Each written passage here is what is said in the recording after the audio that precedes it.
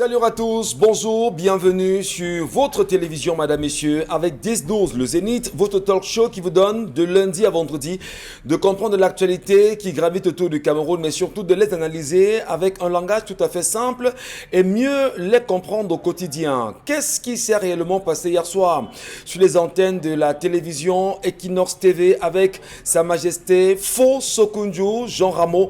Pour ceux qui ont eu du plaisir à l'écouter hier, la Majesté est revenue sur un certain nombre de faits, de phénomènes qui entourent le Cameroun aujourd'hui, a non seulement fait des interpellations, a décrié les situations, a touché le politique, mais ce qui était encore intéressant, c'était bien évidemment l'appel aux chefs traditionnels. Quelle est l'attitude des chefs traditionnels aujourd'hui au Cameroun vis-à-vis du politique? Les chefs traditionnels sont-ils devenus des leaders politiques ou encore des cadres du parti politique au pouvoir dans les villages ou encore les communautés qui sont les leurs aujourd'hui? Quelle appréciation pouvons-nous, Camerounais, oui, nous Camerounais, porter sur l'attitude des chefs traditionnels aujourd'hui? Sont-ils des rassembleurs? Sont-ils des leaders charismatiques pour leur communauté? Est-ce qu'ils font plus confiance, on dira, aux politiques ou encore aux élites qu'à qu'en réalité justement ancestrale aujourd'hui? C'était encore un grand moment de télévision, madame, messieurs. Si vous avez regardé, nous prions encore de prendre le temps, pour ceux qui nous suivent sur les réseaux sociaux, de regarder encore Sa Majesté autour de cette question ou encore de ces questions. Des questions également ce matin, des sujets qui nous interpellent et qui vous interpellent, ensemble unis pour la même mission jusqu'à 12h avec la famille ici sur le plateau, on en parlera. Charles Amem Bachou, Mbombo Bengan Kenji, Dominique Odo Yengelek et Karine Sontia. Bonjour à vous tous déjà et surtout, bonjour à vous Mbombo, bienvenue ce matin. Bonjour Monsieur Ngachou Numba, bonjour à vous chers téléspectateurs. Les affaires du Cameroun ne sont jamais simples. Ça veut dire? Ça veut dire que même Seydou Mbombo Njoya, ancien haut cadre de la Confédération africaine de football, devenu président de la Fédération camerounaise de football, a du mal à poser sa candidature pour être membre du comité exécutif de la CAF. Wow. On est obligé de le rappeler pour une session de rattrapage. Les affaires du Cameroun là sont compliquées, vraiment. Dossier invalidé, dira-t-on? On est en passe de vouloir invalider son dossier. Comment quelqu'un a été directeur de protocole? Il y a tout au cadre là-bas. On commence à soupçonner des choses pas très bien. C'était là-bas ou ici à l'Africa Foot. Bon, je dirais qu'il fallait peut-être qu'il reste à la CAF, qu'il ne vienne pas ici. Par exemple, vous venez à l'Africa Foot, cher ami, ça devient compliqué. En tout cas, Mbombo Bengan, le sentiment qu'on a, c'est que lorsque vous commencez à vous intéresser aux choses du Cameroun, il faut peut-être s'attendre toujours aux représailles. Il y en a toujours, de toutes les façons. Non, le surtout problème, quand on est plongé dans la mangeoire. Voilà, on peut vous faire traîner les casseroles alors que vous... C'est ça l'orientation du Cameroun. Vous entrez dans le cercle du pouvoir, il faut traîner les casseroles. Maintenant, c'est à vous de savoir. Parce que même Kalkabam Malbouma a subi les freins. À un moment donné, on l'avait écarté parce que, soi-disant, il fallait d'abord voir s'il n'a pas fait manger les gens. Bon, c'est après quand le blanchi revient. En tout cas, on vous a très bien compris ce matin, Mbombo Bengan. Jean-Michel Ninche peut-il sauver le Social Democratic Front aujourd'hui? La question fait bien évidemment parler plus d'un sur la toile. D'ailleurs, à travers une sortie du journal Jeune Afrique, Jean-Michel Ninche est présenté aujourd'hui comme étant l'un des leaders, l'un des cadres importants du Social Democratic Front, à même de porter haut le flambeau, bien sûr, du parti de la balance. Mais quels sont les atouts de Jean-Michel Ninche aujourd'hui? Quelles sont ses faiblesses en même temps? Est-il un rassembleur? Peut-on comprendre en même temps que ces dernières sorties, ces positions permettent de faire de lui un leader important pour le Social Democratic Front? Madame, messieurs, le débat fait mouche dans le sérail, mais surtout le regard que l'on porte exactement sur l'homme politique et député de la nation aujourd'hui. Charles Amem Bachou, bonjour à vous. Bonjour, monsieur Michel Ngachou. Bonjour à tous les téléspectateurs. Un bonjour tout à fait particulier au ministre de l'administration territoriale. Monsieur le ministre, je pense que c'est de votre ressort de donner des autorisations concernant la création et même le fonctionnement des églises, entre guillemets. Ils se rendent compte qu'aujourd'hui, les peuples se rendent compte aujourd'hui que les églises de réveil commence à faire plus de mal que de bien. Tenez par exemple, Abbé Panda, c'est un pasteur qui a disparu avec près de 30 millions de francs CFA de ses fidèles. Abbé Bonaberi, plus précisément à Unilever, c'est un pratiquement colonel, s'il faut le dire, lieutenant-colonel, qui a fait irruption dans une salle avec son arme, parce que sa femme aurait quitté son domicile. La femme ne prépare plus, elle vit désormais chez le pasteur. Elle est la servante du Seigneur, a-t-elle dit. Ngousso, nous avons des adeptes d'une église féminine, disons-le comme ça, qui se sont rebellés contre des jeunes filles, estimant que ces jeunes filles venaient leur couper l'herbe sous le pied du pasteur. C'est quand même étrange qu'on se retrouve à cette heure avec des églises qui font trop de mal. C'est déjà trop, et les populations sont déjà en train de prendre le principe de justice populaire. Là où ça ne va pas, on cherche à lapider le pasteur.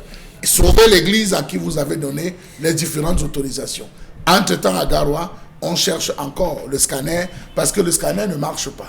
À Maroua, c'est un privé qui a fait l'achat, qui a acheté, a ouvert un petit centre pour travailler. Vivement que le ministre de la Santé se bouge encore de ce côté, on souffre. Attendons bien sûr de voir les réactions, cher Lamine Bachou. Merci infiniment pour cette première entrée ce matin. Karine Santi à vous. Bonjour et bienvenue. Bonjour Michel Ngachou, bonjour aux téléspectateurs. Bonjour également à vous Dominique Audrey. Merci de nous retrouver encore ce matin. Bonjour. Bonjour Michel. Et comme vous, j'ai retenu quelque chose, ou du moins j'aimerais dire que j'ai appris à travers l'émission d'hier que Sa Majesté a fait savoir que les ancêtres n'étaient pas Dieu. Les ancêtres ont leur place. Dieu également, dans les deux, ne sont pas incompatibles et on ne saurait tourner le dos à l'un au détriment de l'autre. Il y a la nourriture, il y a la nourriture de Dieu et il y a la nourriture des ancêtres. Voilà. Et les ancêtres ne remplaceront jamais Dieu. Là, justement, c'est bien d'avoir appris, mais il faut commencer par le cours d'initiation. Parce que vous risquez de bander.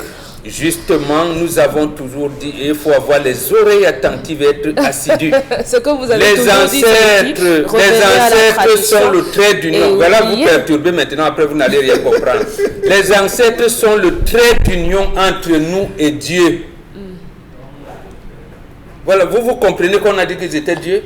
On dit qu'ils sont le trait d'union. Non, ce n'est pas contre vous. Ce n'est pas contre vous. Et tous les jours. C'est la leçon que vous ne comprenez pas. Et que ce soit hier. Bon, le débat. Mieux vaut tard que jamais. C'est peut-être pas le débat. Ce n'est pas contre vous, mais acceptez que ce que vous dites ici n'a rien à voir avec ce que j'ai entendu. C'est pour ça que c'est vous qui n'êtes pas assidu. Et je continue à vous le dire dans Mondo Vision. Et je vous dis dans Mondo Vision, soyez un élève assidu et attentif. Je suis désolée, ce n'est pas contre vous. Je dis merci à Sa Majesté qui a été claire en disant qu'il n'y a pas les ancêtres, ce n'est pas Dieu. Et à chaque reprise, ici vous nous dites sortez des églises, sortez et revenez. Donc je dis merci à Sa Majesté parce que j'ai appris. Voilà, donc ça devient d'après que vous êtes toujours inattentive. Sortez des églises, il n'y a pas Dieu là-bas. Dieu, c'est les ancêtres qui vous amènent. Vous qui le dites. Voilà donc comment même Majesté, vous ne l'avez pas compris. Ça commence très bien cette semaine. Il faut être assidu à l'école. Merci. Et attendez. Merci. Vous n'avez pas lui dit. Même là, vous n'avez pas compris. Ce n'est pas contre vous, Père. Merci. Non. Je suis désolée. Moi, je suis offusqué contre mon enfant qui n'est pas assidu. Voilà. Dominique Audrey, je vous en prie. On va poursuivre. On va poursuivre l'émission. Vous avez les plateformes, madame, messieurs. Vous avez les plateformes connues. 10-12 de Zénith ou encore sur Equinox TV. Merci à vous. Et en passant d'ailleurs, pour ceux qui ont choisi d'élire ou encore de voter pour l'émission de l'année dans la page médiatique, vous êtes très nombreux. Allez rapidement taper 3 si jamais vous y croyez. Merci à vous. Rapidement, on le fera. Allez, l'histoire de ce matin, Dominique Audrey. C'est l'histoire du... Sortez d'abord, sortez d'abord. Non, je suis sortie. Vous savez que je suis sortie. Moi, j'ai déjà dit. Non, je ne sors pas de l'église. Non, n'entrez pas à nouveau. Allez, l'histoire de ce matin. Voilà. Donc, le message a été très clair. Bonjour encore aux téléspectateurs. Ce matin, je vous raconte l'histoire d'une jeune femme. Elle est âgée... Non, il n'y a pas d'organe, monsieur Bachou.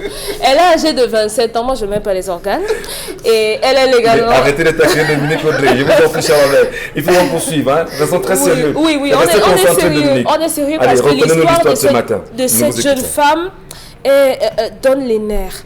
Ça fait 2 ans elle est légalement mariée, mais elle raconte qu'avant son mariage, elle avait déjà le travail et son conjoint actuel, son mari, lui, il faisait encore des formations. Donc, il alliait des petits jobs pour gérer sa pension. Et de son côté, puisqu'elle était déjà stable financièrement, elle lui faisait quelques mains levées. Et parmi les charges qu'elle avait avant son mariage, il était question qu'elle paye la pension, la scolarité de sa petite sœur depuis le décès de leur père. Donc, aujourd'hui, elle dit que depuis qu'elle s'est mariée, elle a un problème avec ça parce qu'elle remet son salaire à son mari, mais celui-ci ne donne rien à sa famille, à elle. Pendant les fêtes de fin d'année, par exemple, ça fait 2 ans déjà, son mari envoie de la nourriture à ses parents, mais à sa mère et ses frères, il ne donne rien du tout. Et c'est un problème. Il y a également que...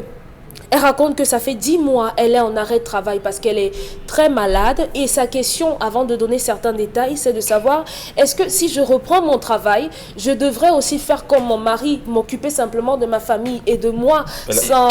Elle a arrêté son travail en tout temps? Oui, elle est malade. Elle est malade et pour le moment, elle est...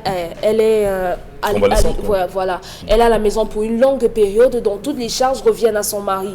Elle dit que lorsqu'on appelle son mari, que ce soit sa mère par exemple, le mec dégaine, tout simplement. Et je lui ai posé la question de savoir, est-ce que vous avez parlé de cette situation à votre mère pour lui poser le problème que vous rencontrez dans votre foyer? Elle dit non, parce que si jamais sa mère apprend que non seulement elle ne lui donne pas l'argent, mais lui il donne l'argent à sa famille et que sa femme continue de lui donner son salaire, ce sera un problème. Et elle ne voudrait pas que son mari perde l'image que sa famille a de lui. Donc elle préfère préserver l'image de son mari aux yeux de sa famille. Elle dit que lorsque les frères, d'abord qu'on ne lui a pas dit que les frères de son mari arrivaient, elle était assise là et bam, ils ont débarqué comme ça. Bon, elle a pris sur elle et au moment de repartir, il lui a remis une somme pour qu'elle fasse des achats pour qu'il rentre. Sauf qu'elle les a ramenés à Chinatown. Elle a acheté des chaussures chinoises et lorsqu'ils sont partis, son mari s'est fâché en lui disant « Pourquoi tu achètes le chinois à mes frères et tout? Moi, je ne suis pas contente. » Mais elle lui a fait savoir que ma soeur était ici. J'ai fait les mêmes achats avec mon argent. Ça ne t'a pas posé problème. Donc, madame estime qu'il y a du 2 poids, 2 mesures dans la relation et elle aimerait savoir, puisque définitivement son mari ne veut pas, à chaque reprise quand elle essaye de parler, ça finit en sucette. Elle s'est dit, il ne faudrait pas que je lui mette la pression de peur qu'il ne fasse cela dans son dos. Donc, lorsqu'elle recommence à travailler, est-ce qu'elle garde son salaire pour sa famille et pour elle? Ou alors, comment faire pour que son mari considère sa mère à elle comme sa mère à lui? Voilà. C'est une question très importante parce qu'en réalité, aujourd'hui, dans des familles, il y a des sujets pareils, il y a des attitudes pareilles. Pour les hommes qui nous regardent ce matin, c'est important d'ouvrir grandement les oreilles, mais aussi pour les femmes qui travaillent et qui ont une situation, on va dire, sociale stable aujourd'hui. Comment appréciez-vous l'histoire de ce matin? Madame, Messieurs, vos réactions sont attendues ce matin à ce sujet. Alors, cet homme est un bon mari ou pas, Charles Hamel?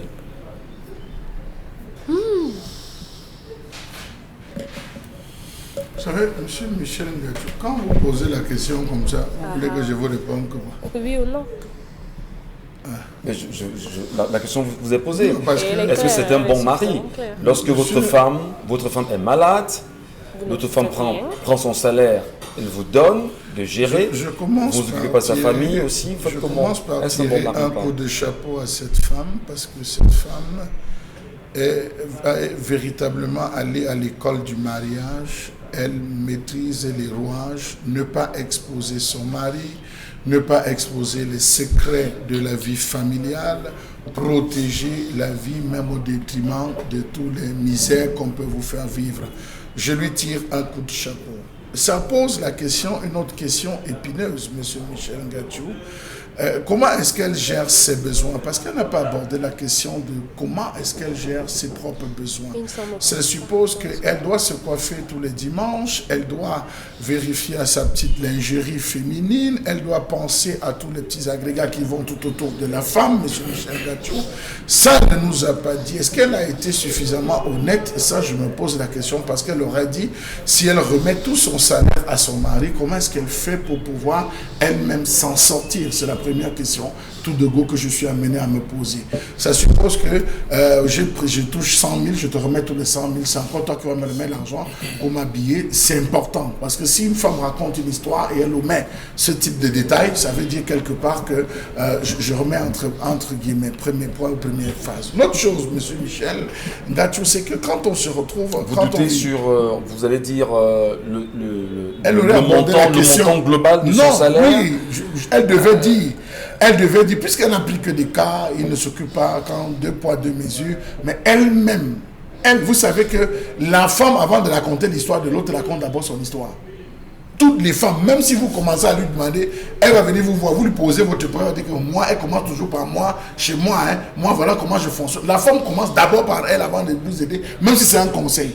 Donc elle n'a pas posé son problème. Est-ce qu'elle est bien entretenue? Je suppose que oui, elle est bien entretenue. Puisqu'elle n'a pas posé le problème. Elle ne l'est pas. Non, elle est bien entretenue, elle d'abord. Parce qu'elle, ça devait poser. La charité ordonnée commence par soi-même. Elle aurait posé par elle. Elle ne l'a pas fait. Passons. L'autre chose qu'elle pose, elle dit, elle travaille pour sa famille, elle bosse pour ses frères, elle bosse pour, comment on va dire, elle aide sa mère, elle fait ci. J'estime, monsieur Michel Ngatsou, que chez les Bantous, notre façon de fonctionner, le garçon, l'homme s'occupe de sa belle famille, tandis que la femme, elle aussi s'occupe de sa belle famille. Donc c'est à la femme de prendre son salaire. C'est à la femme de la famille de l'homme. Elle s'occupe de la famille de l'homme. l'homme. Pendant que le garçon, on dit que la jeune fille masse les rhumatismes de son beau-père, pendant que le jeune homme parade dans la cour de la belle-mère. Mais justement, elle se plaint oui, que ce mari ne s'occupe pas, ne parade justement. C'est là où je condamne. Donc j'arrive à ça, puisque vous m'avez coupé, je condamne littéralement, sans aucune mesure, monsieur Michel Ngatsou, ce monsieur en disant, ce monsieur est jeune, il est immature, il a en face de lui une très bonne femme qui prend la peine de lui poser des problèmes, de discuter, bien que cela finisse en vrille, ça finit toujours en problème. Elle prend quand même la peine de garder son calme. Ce monsieur, il est à condamner, littéralement, à dire à la jeune femme, comme conseil, écoute, rapproche-toi. Bon, elle ne peut même plus se rapprocher de sa belle-mère, parce que si elle se rapproche de sa belle-mère pour poser le problème, on la verra comme un danger. On la verra, elle, comme un danger, parce qu'à l'heure actuelle, c'est lui qui gère. Lorsqu'il se rend compte que la femme a géré approximativement, il vient compléter. Donc je crois qu'il a déjà changé de phase. J'invite donc la femme à faire pareil. Ce n'est pas évident, je l'invite à faire pareil. Non seulement à réduire ou à dire que comme je viens de reprendre, on a diminué mon salaire, on ne me verse pas. Mais là, elle est convalescente, hein? Je dis qu'elle on lui dit, elle va dire à son mari, on a diminué littéralement mon salaire, je ne parviens plus à gagner plus que les frais de soins et tout ça. Elle trouve quelque chose, histoire de réduire. Elle réduit en lui disant, si c'était 100 000, à partir de maintenant, on va me donner 50 000, on va couper les frais pendant toutes ces périodes que j'ai passées. Elle trouve subtilement à poser ainsi. Histoire de voir comment l'homme va se comporter, mais ne pas laisser perdurer. Parce que tout mensonge finit par revenir. Trouver la bonne astuce un jour pour lui dire, écoute, je l'ai fait parce que je voulais que tu comprennes un certain nombre de choses. Ça pourra l'amener à changer? Non, ça pourra amener son mari à changer si il se rend compte qu'elle a déposé les 50 000 et elle continue à gérer comment on va dire, ses à côté. Parce qu'une femme qui travaille a besoin de son transport. Elle ne nous a pas dit comment elle gérait son transport. Elle ne nous a pas dit. Donc, il y a des à côté qu'elle devrait nous préciser. Donc, à ce moment, qu'elle se comporte comme ça. Karine Sontia, ne même plus donner l'argent à son mari quand elle se remettra, bien sûr, de sa convalescence, peut-être, de votre point de vue, une solution? Oui, ça peut être une solution. Le problème, c'est qu'elle n'a pas battu le fer quand c'était chaud. Et c'est seulement 2 ans de mariage, donc elle peut bien le résoudre. En fait, ça, c'est un problème qui est de notre temps. Un problème vraiment de notre génération, c'est-à-dire des personnes qui vont en mariage étant déjà professionnellement stables. Quand vous êtes professionnellement stable, vous savez que c'est votre papa qui a payé vos études, vous avez l'habitude d'avoir une somme d'argent que vous donnez à maman à la fin du mois pour qu'elle fasse les achats pour la maison, vous avez l'habitude de contribuer par exemple pour la scolarité de vos petits frères et autres. De temps en temps maintenant, vous faisiez des mains levées par exemple à vos beaux-frères et autres quand vous n'étiez pas encore mariés. Et quand vous vous mariez maintenant, il y a quelque chose qui change. Ça veut dire quoi? si vous, dans votre couple, vous avez décidé de partager les charges dans la maison, ça va faire en sorte que vous allez réduire ce que vous donniez à maman et à papa, vous allez réduire les frais de scolarité que vous donniez à vos frères. Donc c'est vraiment un problème de notre temps. Maintenant, ce qui se passe dans cette histoire, c'est que la femme continue de travailler et elle n'arrive plus à aider sa famille. Elle le faisait. Et généralement, quand les gens se marient, ils pensent qu'ils doivent arriver dans les vies des gens et tout chambouler et tout gaspiller. Je pense qu'il ne connaît pas vraiment ce qu'elle faisait de son argent quand elle travaillait. Il est temps qu'il le sache, qu'elle le lui explique en fait. Elle lui dise que en fait, moi quand je te donne cet argent, c'est parce que je me dis que tu pourras faire ci et ça, parce que quand je n'étais pas encore avec toi, voilà comment j'utilisais mon salaire. Qu'elle le lui dise, voilà comment j'utilisais mon salaire. C'est pourquoi quand tu revenais chez nous, il y avait toujours. Il y a des gens chez eux, avec son salaire par exemple, après 6 mois, elle décide de refaire les rideaux, de refaire la déco et autres, parce qu'elle a déjà calculé ça dans son salaire. Maintenant, quand vous êtes marié et que vous devez utiliser aussi cela pour le upkeeping de votre propre maisonnée, il faudra réduire un peu ce que vous donniez à maman et à papa. Sauf que là, maintenant, vous êtes deux. Qu'est-ce qui peut expliquer que ce monsieur ne s'occupe pas de sa belle-mère? Non, il est égoïste. Il est égoïste et il est un peu nombriliste en fait, parce que vous voyez que il range tout vers lui, parce qu'on les a fait croire dans leur subconscient que quand la femme se marie à vous, là, elle n'appartient plus à personne. Elle n'est plus de sa famille, ses parents doivent l'abandonner et tout, parce qu'elle porte votre nom. Votre nom, là, à tout moment, ça peut partir. À tout moment, ça peut partir. Donc, il n'est pas question ici de faire ce détachement qu'il a fait. Vous saviez qu'elle prenait soin de sa famille avec cet argent. Maintenant, vous prenez soin de votre famille. Je ne sais même pas s'ils ont des projets ensemble. Parce que tel que vous voyez, ils avancent là. L'homme décide pour tout, la femme subit pour tout. Et du coup, ils n'arrivent pas à se faire, à se projeter, à avoir des objectifs ensemble. Cette femme ne nous a même pas dit qu'on est en train d'économiser pour faire telle chose ou telle chose. Elle ne nous a rien dit de tout ça. Elle nous dit juste qu'il fait ça, il fait ça. Donc, c'est même pas un couple. Ils sont encore individuellement. C'est comme si chacun était célibataire et l'autre en train de subir les actions de l'autre. C'est pour ça que je dis que comment réparer ça au plus vite? Ce qu'il faut réparer, c'est qu'elle le lui dise d'abord. Est-ce qu'il comprendra d'une oreille? Qu'elle dise d'abord. On ne veut pas savoir ce qui va se passer après, parce qu'on n'est pas dans les oreilles des sourds. Ouais. Tant qu'elle ne lui dit pas, elle ne saura pas. Quand elle va lui dire, en fonction de comment il va réagir, non, tu commences déjà à dire que ton argent, c'est ton argent. Tu vois, parce qu'il y a des gens comme ça, les frustrés. Parce qu'on a dit qu'ils ne travaillaient pas. Il y a les frustrés. Ok, d'abord quand tu travaillais, c'est à ta famille que je donnais ton argent. Maintenant, ma famille va aussi profiter. Ainsi de suite, ainsi de suite. Là, ça va commencer à faire des problèmes. Donc, qu'elle le lui dise, en fait, chérie, il y a un problème. Avant, quand je n'étais pas encore mariée, j'avais l'habitude de faire ci et ça avec mon salaire. Depuis qu'on est mariés, je l'ai introduit dans nos dépenses de la maison. Mais je me disais que tu pouvais quand même de temps en temps soutenir aussi ma famille, mais apparemment, tu ne le fais pas. Moi, j'aimerais que tu commences au moins à améliorer un peu tes rapports avec eux. Moi, je pense que c'est comme ça. Maintenant, en fonction de ce qu'il dira, elle saura quoi faire. Elle n'est même pas obligée de lui donner son salaire. Elle n'est même pas obligée. Justement, on le sait très bien, on le dit très souvent, que lorsqu'on se marie, c'est deux familles qui se mettent ensemble.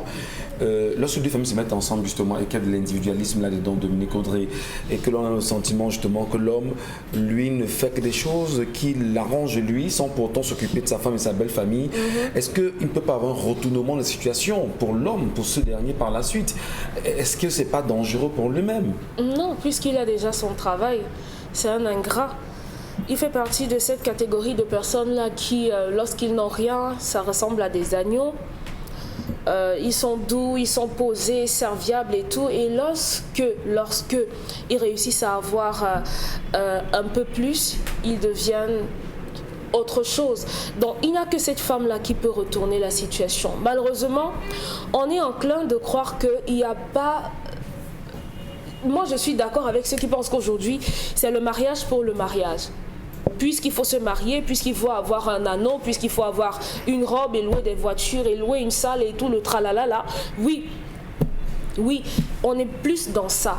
C'est pour ça que... On est plus dans ça que dans une éducation justement à la vie de couple en réalité. Moi, je dis généralement aux gens qu'au-delà des anneaux, du bout de fer, du bout de papier, le mariage est un état d'esprit. Des deux. Oui, c'est un état d'esprit. Parce que vous pouvez ne pas avoir tout cet apparat-là, mais être marié de par votre attitude, de par comment est-ce que vous voyez la vie au travers de la personne qui est en face de vous. Et malheureusement, ici, moi, je ne respecterai pas un homme qui ne respecte pas ma mère. Vous lui ferez savoir, vous manifesterez, vous agirez Logiquement, au premier écart, vous le saurez. Je ne l'accepterai pas. Maintenant, avoir une belle-mère possessive qui contrôle, qui appelle son fils à chaque minute pour demander de l'argent, avoir des beaux-frères qui appellent à chaque minute pour demander de l'argent, ça c'est aussi un problème. Et malheureusement aujourd'hui, de plus en plus dans les couples, avec cette catégorie d'hommes qui se font appeler des bantous aujourd'hui, la femme n'a pas la possibilité de dire, d'exprimer ce qu'elle ressent, de dire à son mari, ici, moi je ne suis pas contente de tel ou de tel autre agissement parce qu'on la taxera d'être mal polie, mal élevée, irrespectueuse, de mépriser son mari. Lorsqu'on est dans un couple avec quelqu'un, il faut que chacune des parties sache que la personne en face peut me dire ce qui ne lui plaît pas, ce qui ne lui va pas. Aujourd'hui, on est légalement mariés, on s'est engagé, c'est un contrat. Donc, on doit s'accorder. Le problème ici aujourd'hui, il est aussi question de la gestion des finances dans le couple. Comment ça se répartit? Dès le moment que vous avez votre partenaire et que vous touchez 20 000 et lui il touche 30 000, ça vous donne la somme de 50 000 à la fin du mois le mois auquel vous êtes rendu. Vous faites les états, les charges fixes. Voici, ce mois on va envoyer telle somme, tel autre mois on va envoyer autre somme. Mais maintenant, est-ce qu'on va envoyer l'argent tous les mois à sa mère parce que c'est sa mère et qu'on a un travail? Non, moi je ne suis pas d'accord avec ça. C'était ce que vous pensez, parce qu'il y a des hommes qui sont très attachés à leur maman. Ça ne veut pas dire qu'on est détaché. Oui, écoute, lui, dans son budget, dans ce qu'il gagne mensuellement, il s'est dit, bon d'accord, j'ai une quote-part qui serait attribuée à ma maman tous les mois. Peut-être relativement. Voilà. Relativement. Vous pouvez dire que c'est le budget nourriture ou bien le budget, mais maintenant, est-ce que votre mère ne comprendra pas qu'avec votre femme, vous êtes engagé sur un projet qui va vous demander énormément et que au lieu de donner tous les mois, vous donnerez peut-être deux fois tous les 3 mois. Donc, c'est pas un peu compliqué, Dominique Audrey. Est-ce qu'on devrait choisir à quel moment nourrir sa maman? Parce que sa maman, on doit la nourrir, vous le savez. Personne n'a dit de ne pas nourrir sa mère. Si on va séquencer les moments où on va nourrir, on donnera à manger à maman, vous ne trouvez pas que ça fait problème? Non, ça fait pas. Du moins, pour des gens simples d'esprit, vraiment, ça ne fait pas problème. Et si votre mère aussi n'a pas de problème, ça ne ferait aucun problème de dire à votre mère que maman, je ne peux pas t'envoyer l'argent tous les mois parce que tu sais qu'aujourd'hui vous êtes deux, j'ai 2 mamans. Je te donne ce mois et le mois prochain, par exemple, je donne à ma belle-mère. Votre mère doit pouvoir le comprendre. Est-ce qu'elle va vous maudire parce que vous ne lui avez pas donné à manger tous les mois? Si elle le fait, c'est que c'est une sorcière. Votre père aussi, s'il est de cet avis-là, mon fils ne m'a pas donné le whisky, c'est que c'est un sorcier s'il fait ce genre de choses. Donc avec votre mari, moi je sais pas bien peur, si ça va donner, mais l'honnêteté envers la personne avec laquelle vous partagez votre couche voudrait que vous le lui disiez et que s'il persiste comme ça, votre salaire il ne le verra plus. Dites-vous que dans votre couple vous faites du 50-50. Si vous avez 20 000 et que lui il a 30 000, bah vous mettez 10 000, lui il met 15 000. Ça c'est pour les charges fixes et le reste chacun se gère. Mais vous n'aurez pas d'étape, vous n'aurez pas de maison, vous n'aurez rien ensemble. C'est votre avis justement, Dominique Audrey, ce matin. On le sait forcément, ça renvoie également à la question de la gestion des finances dans le couple aujourd'hui. Est-ce que la séparation des biens. La séparation des biens. Oui. Non, ça c'est pas la même chose. C'est impératif. Non, vous pensez qu'il faut la séparation des biens? Oui. Non. C'est pas la même chose. Hein. Parce que voilà, la communauté des biens, non. Elle-même, elle est malade, on la soigne. Donc vous estimez que la communauté des biens est une mauvaise chose? Oui, c'est une mauvaise chose. Et maintenant, à ce que Charles Hamel a dit, lorsque une femme a la ration, c'est une mauvaise chose. Oui, lorsque votre femme vous lui donnez la ration, elle a la possibilité d'enlever les 50, les 100 francs et tout, ça peut permettre qu'elle se coiffe. D'accord. Alors, justement, Bonbon Bengane, comment est-ce que dans une société aujourd'hui qui connaît de pareilles situations, comment parvient-on à rendre les choses équilibrées? Comment ramener l'homme, justement, en lui disant, mais cher monsieur, tu ne dois pas rater dans la cour de ta belle-mère en permanence. Et toi, justement, jeune fille, tu iras à chaque fois masser les genoux de ton beau-père. Comment les rhumatismes de ton beau-père. Comment les ramener justement à cette notion qui équilibre suffisamment les vies des familles à travers les couples? Si vous lisez le dernier livre de Achille Mbembe, L'étadisme, vous verrez, il a dit quelque part dedans que les sciences sociales ont échoué. Les sciences sociales ont échoué parce que tout le monde est allé dans la direction d'Émile Durkheim, de Raymond Aron et tout ça. Vous voyez que tout le monde, même dans des États que vous appelez civilisés, ont un accent particulier sur ce qu'on appelle la communauté. La communauté. Donc, ces deux enfants sont mariés mais ne constituent pas un couple. Donc c'est difficile pour les deux de former une communauté. C'est-à-dire que ça va se désagréger à partir des enfants, ainsi de suite, parce que ne connaît pas. Quand vous avez la chance d'avoir une bonne femme, comme c'est le cas, il faut justement que la communauté l'aide à se stabiliser. Laquelle communauté? La communauté, la famille qu'il a épousée. La famille de l'homme. La famille de l'homme. Oui. Justement, puisque en principe, c'est là où elle va hériter, la cuisine de sa belle-mère, ainsi de suite, ainsi de suite. Et l'homme, pour maintenir cette communauté, puisque vous avez le devoir d'enterrer votre belle-mère, et c'est pourquoi, quand vous voyez une fille est allée en mariage, quand elle tombe, sa maman va là-bas. Et ceux qui ne comprennent pas vont dire, ah, dis donc, c'est la femme là qui décide. Donc ici, la fille a eu la malchance de tomber sur un mauvais garçon. Un mauvais garçon. Il faudrait donc que la communauté puisse l'aider. Sinon, elle peut changer. Et quand j'ai entendu mes deux filles parler justement, parce qu'aujourd'hui, l'orientation globale est dans le conflit. Est dans le conflit. Mais le conflit ne gère rien. La société peut, enfin, la communauté peut aider la fille. La communauté. Et qu'est-ce qu'on fait de l'homme? On n'aide pas, on abandonne. Mais c'est l'homme qu'il faut taper, si vous voulez utiliser l'expression. C'est l'homme qu'il faut ramener dans le couple. C'est l'homme qui veut disloquer le couple. Et veut donc apporter les mauvais germes dans la communauté. C'est lui qu'il faut corriger, donc il faut corriger les égarements. Où est-ce qu'elle ira se plaindre? Chez qui doit-elle se plaindre? Certainement pas chez sa belle famille. Si, c'est d'abord chez sa belle famille. Parce qu'elle est malade là-bas, elle doit dire à sa belle-mère, maman, vous avez vu tout ce qui s'est passé ici. En réalité, Jacques, c'est mon argent qui peut détruire. Mais voilà comment je suis abandonné. Voilà. Il dit à sa belle-mère, maman, j'ai vu des choses ici, des choses se sont passées et tout. Mais en fait, depuis que Jacques, je l'ai trouvé à sa formation, c'est moi qui ai pris. Tout ça, c'est moi qui ai. Comment ton fils, il m'abandonne, je m'abandonne dans la maladie, dans. Pour écouter d'abord. Quelle chance peut-elle avoir justement à être écoutée? Tout dépend et à ramener la situation à la norme. Si c'est une famille cupide, là, elle est obligée d'utiliser deux formules. La première formule, c'est ce que Charles Hamel a évoqué tout à l'heure. Mais là, on l'utilise sur le plan stratégique. Oui. J'ai dit à ma belle-mère, qui n'a pas voulu régler la situation, je vais à l'étape, je rétablis, je donne une partie à mon mari pour voir. Quand c'est pas parti, là, maintenant, elle se réfère à sa famille. Et il y a conflit là maintenant. Oui, mais justement, je vais dire, le problème c'est remédier au conflit qui risque de se poser. D'accord. Ça veut dire que l'homme à Corgé, c'est un mauvais garçon qu'il a rencontré. Elle a eu la malchance, je le répète, de tomber sur un mauvais garçon. Un mauvais mari.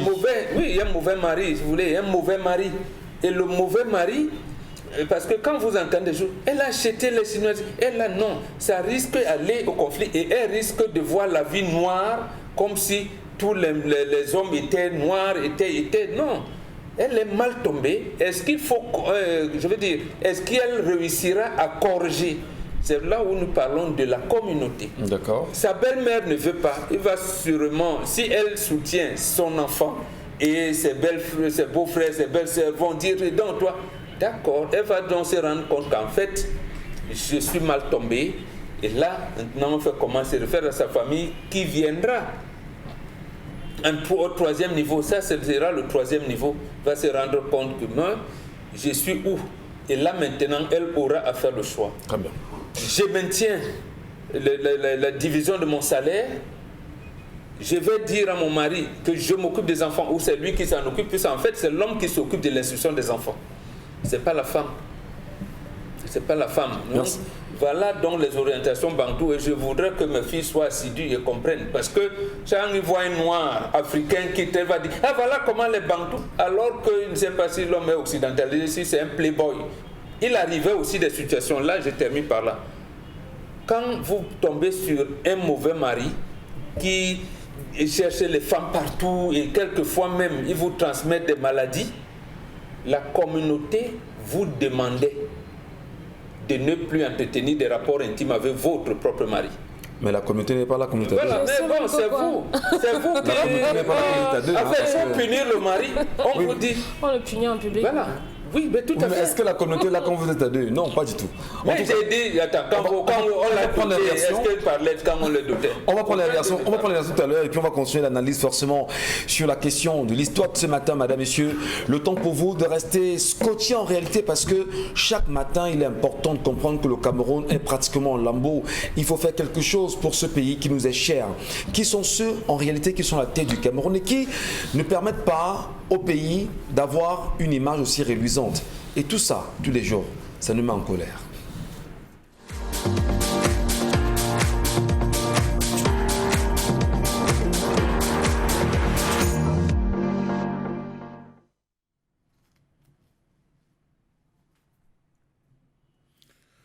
Je m'interroge ce jour sur la question de la vétusté des infrastructures aéroportuaires au Cameroun. Insécurité quand tu nous tiens. Qu'est-ce qui s'est passé pour que les aéroports du Cameroun soient dans un état aussi lugubre, plein d'insécurité, qu'à de l'aéroport de Douala? Vraiment, je m'interroge sur la question de ces multiples ministres des Transports, du renouveau, qui sont passés à ce ministère sans jamais aborder la véritable question, celle de la maintenance, celle de l'entretien, celle de l'organisation de nos différents aéroports. Le Cameroun est desservi par plusieurs aéroports, dont 3 internationaux, Douala, Yaoundé-Simalène et Garoua, et 5 aéroports secondaires, peut-être devenus internationaux, Maroua-Salak à l'extrême nord du pays, Gaoundéré dans la région de la Damawa, Bertois à l'est du pays, Bafoussam à l'ouest et Bamenda dans le nord-ouest. Même s'il a eu 50 d'accords aériens délivrés par la CCAA avec plusieurs compagnies qui font dans le transport des personnes et des marchandises, rien ne va plus au niveau des aéroports. On a procédé à un saupoudrage. Peinture par-ci, rafistolage au ciment par-là. On s'est battu, mais hélas, rien. Sinon rien. Le Cameroun qu'on présente comme l'éléphant de l'Afrique centrale ou encore l'Afrique en miniature fait non seulement preuve d'un déficit sur la qualité de ses infrastructures aéroportuaires, mais en plus n'a aucun de ces aéroports dits internationaux parmi le top 50 des meilleurs d'Afrique. Pourquoi? Tout simplement parce qu'on a pensé à tout, sauf voir grand. Allez-y faire un tour sur l'ensemble de ce qui a existé ou existe encore, et là vous saurez où vous aurez une seule envie, vomir, car le spectacle est désopilant. Les aéroports du Cameroun, l'aéroport de Douala fait honte à ce pays. Faites un tour dans là-bas, vous verrez par vous-même que les choses qu'on avait dit changer n'ont changé que pour les coins VIP. Tout semble être dans un délabrement digne des films hindous. Comment est-ce qu'on en arrive là? Pourtant, des budgets sont votés chaque année. Vous avez des toiles d'araignée qui, à elles seules, peuvent vous faire tourner un film comme celui de Jurassic Park. Vous avez des toilettes qui amènent à se poser 1001 questions. La preuve, beaucoup de personnes qui arrivent peinent à s'arrêter même dans les coins classiques parce que même la climatisation, il n'y en a pas. Certains aéroports sont devenus des plantations, des terrains de basket, au football et des lieux de causette intimes. Allez donc voir ce qui se passe à l'aéroport en termes d'insécurité. L'insécurité qui a désormais fait son nid dans ces différents milieux avec l'aval de la haute hiérarchie. Agressions et rapines sont monnaie courante dans les différentes installations de cet espace aérien. Comment comprendre qu'il ne se passe pas une semaine sans qu'on enregistre un cas de violence physique ou de rapine en ces lieux, que ce soit à l'intérieur de l'aérogare ou au dehors? Savez-vous que certains employés et passagers sont suivis au sortir de la Sainte et se font délester de leurs biens dans les parkings ou dans les taxis qu'ils empruntent. Comment comprendre que les habitants des quartiers environnants, notamment Newton Aéroport, déambulent comme ils veulent dans l'enceinte de l'aéroport? Savez-vous qu'ils traversent sans difficulté la barrière de police et atteignent même la salle d'embarquement, la salle d'enregistrement autant pour moi, prétextant aller emballer des bagages? Savez-vous que pour passer, certains donnent 5 000 francs CFA ou offrent une bouteille de vin aux policiers qui les laissent faire? Pourtant, pour circuler à l'aéroport international de Douala, il faut impérativement présenter un badge de sûreté délivré par l'autorité aéronautique et attribué aux employés et aux accompagnateurs. Seulement, ces badges datent pour certains de 2009 et ne sont par conséquent plus valides. Chose curieuse, savez-vous que certains vendeurs de bijoux se retrouvent eux aussi en possession des dits laissez-passer périmés, se baladant dans l'enceinte? Comment comprendre ce nouveau système qui voudrait qu'on entende les gens qui décollent et rentrent hors de l'enceinte à des agressions multiformes? Vous avez des personnes qui ont investi ce qu'on appelle les parkings payants. Ils sont là au nombre de 2, 3, 4, 100, mélangés avec des badauds qui passent porteurs par-ci, porteurs par-là, qui réfléchissent comment vous agresser dans les petits coins sans que vous n'ayez une seule personne pour vous défendre, encore moins policiers. Approchez les responsables de l'aéroport. Ils vous diront qu'ils ont un déficit d'effectifs, livrant ainsi les accompagnateurs à cette bande de gens qui ne sont rien d'autre que des pickpockets ou des mendiants qui n'ont pas vraiment besoin d'être à la porte du pays. Que dire de la sortie de l'aéroport? Comment comprendre que malgré la aide de sécurité, des individus douteux réussissent toujours à pénétrer dans l'enceinte de l'aéroport, d'autres même font des commerces sur le gazon. Lorsque vous ressortez à l'entrée ou du portail principal, ils sont assis, qui avaient une glacière de coca, qui avaient une glacière de sandwich, qui avaient vendant à qui veut l'entendre. Comment comprendre que d'honnêtes citoyens se font dépouiller de leurs biens lors de leur retour de voyage au pays? Comment comprendre l'inertie de la police? Comment est-ce que 2 adolescents ont fait pour se retrouver clandestinement à bord d'un avion de Bruxelles Airlines à l'aéroport de Douala? Comment comprendre cette flopée de changeurs d'argent qui ne cessent d'agresser visiteurs et voyageurs, proposant au passage des euros et dollars? 575 sacs de femmes ont été arrachés aux alentours de l'aéroport en 2020. Plus de 200 cas de passagers déroutés de leur destination à des fins d'agression. Tout cela dans un environnement où ni la maintenance n'est assurée, ni la sécurité des bagages n'est assurée, encore moins de personnes. Savez-vous simplement qu'entre hier, la nuit d'hier et ce matin, 4 personnes se sont fait agresser juste au petit tunnel parce qu'ils ont pris des motos pour ressortir de l'enceinte. Ils se sont fait agresser, bagages, sacs à dos emportés. Et ça met véritablement en colère, mesdames et messieurs, l'attitude ou encore le regard que l'on y porte sur l'aéroport, les différents aéroports du Cameroun, les portes d'entrée bien sûr du Cameroun aujourd'hui. Charles Membachou a peut-être pris la peine de faire une belle peinture, un regard tout à fait respectif des réalités que nous avons au niveau de l'aéroport de Douala. Allez également voir ce qui se passe au niveau de l'aéroport de Yaoundé-Nsimalène et l'interpellation ce matin est porté à l'endroit du ministre des Transports, y compris du ministre du Tourisme, pourquoi pas l'urbanisme même et l'habitat aujourd'hui. Comment accueillir dignement des étrangers chez nous qui pourront entrer sans se faire agresser et en sortir sans se faire agresser non plus également. Est-ce qu'on ne peut pas aussi interpeller la délégation générale à la sûreté nationale qui en sait en même temps en matière d'effectifs, il y a un travail qui est fait mais qui semble jusqu'à présent connaître un certain manquement aux côtés des effectifs et les réalités sur le terrain. Les regards sont portés sur la corruption qui est béante et qui est même pratiquement légalisée au sein de ces institutions. Mais Charles a même battu à évoquer la vétusté effectivement aujourd'hui, Mbombo Bengan. Lorsqu'on parle de vétusté au-delà des bâtiments, est-ce que la vétusté n'est pas d'abord, on va dire même, dans le management en question de ces aéroports pour en venir au côté physique même de l'aéroport au Cameroun? Oui. Est-ce que ceux qui nous dirigent, là, ceux qui les dirigent, ne sont pas eux-mêmes vêtus dans leur tête?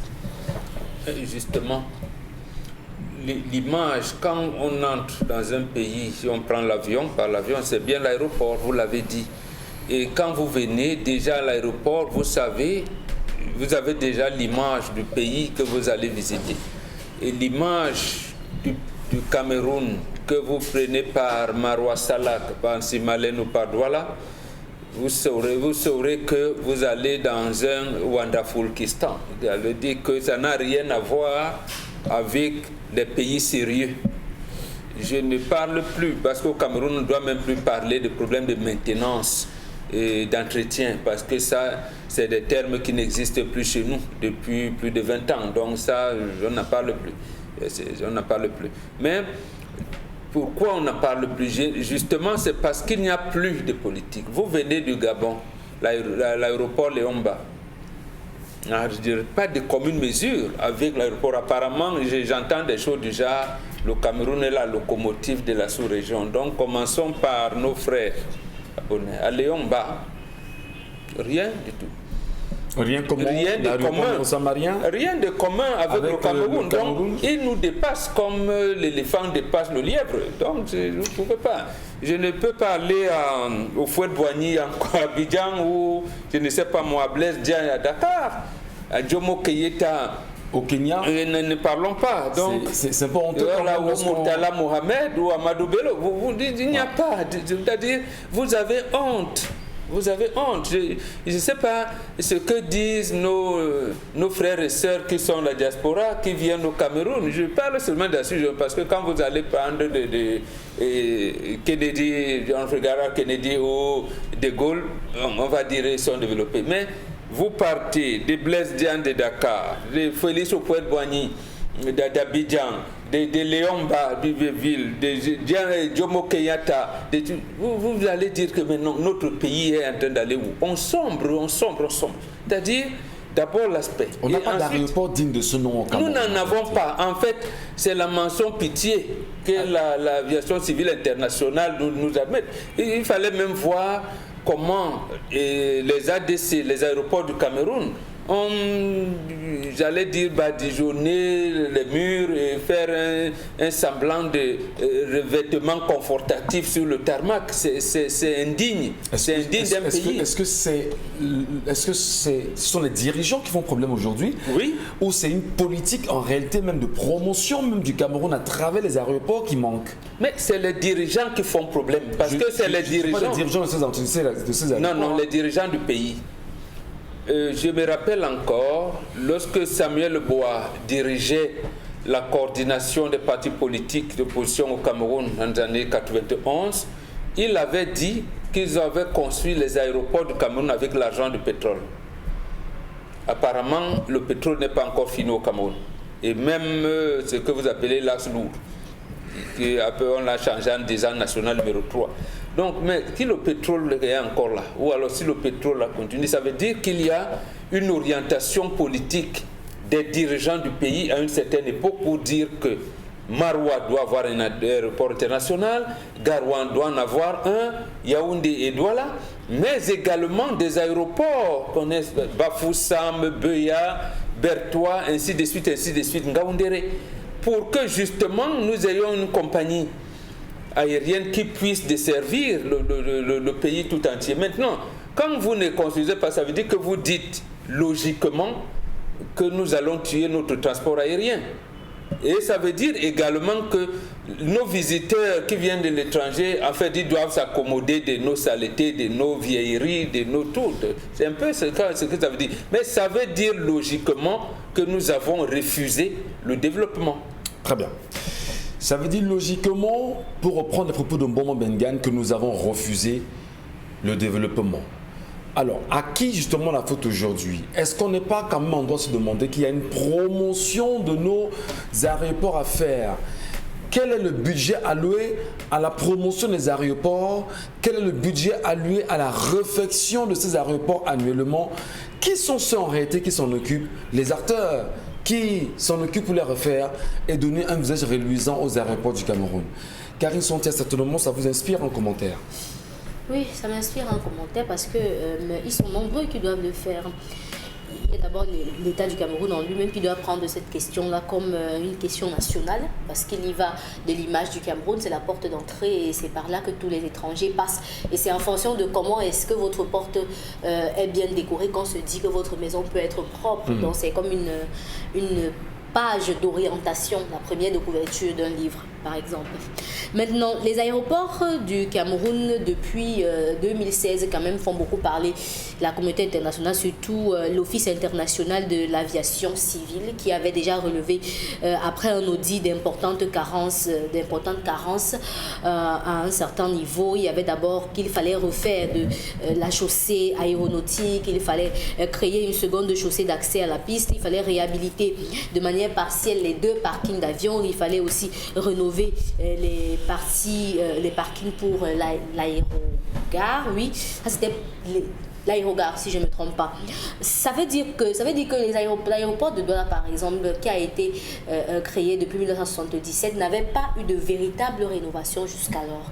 Et c'est en 2016 que l'AFD a financé à hauteur de 15 milliards de francs CFA les réfections de l'aéroport international de Douala. Sauf que depuis lors, jusqu'à présent, les Camerounais continuent à crier. Il y a eu des pluies en 2018, si je ne me trompe pas, 2018-2019, les pluies 2019, et on a annoncé l'inondation à l'aéroport international de Douala.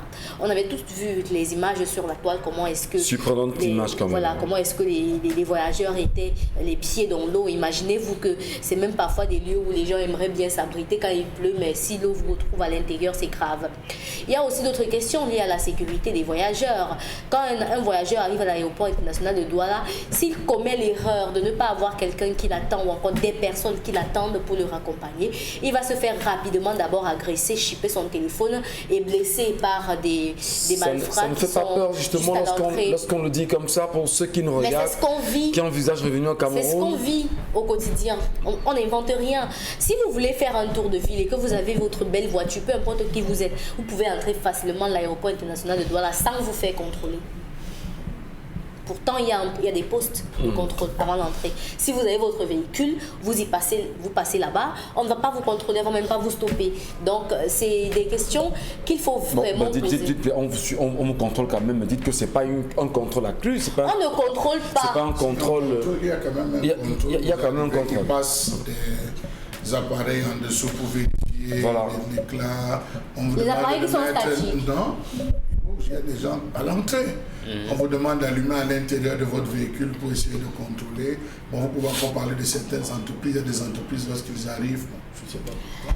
Ce que je dis, c'est ce que j'ai vécu. Hein. Et il n'y a même pas 2 semaines. Ça fait même pas 2 semaines que je l'ai vécu. D'accord. Donc, il est venu. Voilà. Si vous voulez. Et on a décidé comme ça d'y aller. Mais je vous assure que dans ce véhicule-là, on ne nous a pas contrôlés. Pourtant, la première fois que j'y allais, on nous avait contrôlé, on nous avait même interdit d'entrer. Je ne sais pas pourquoi la sécurité a baissé. Voilà. En tout cas, on parle, madame, messieurs, de cette vétusté des aéroports du Cameroun aujourd'hui. Comment vous, Camerounais, qui arrivez ici, regardez-vous nos aéroports du Cameroun? Êtes-vous fiers de l'étoile du Cameroun?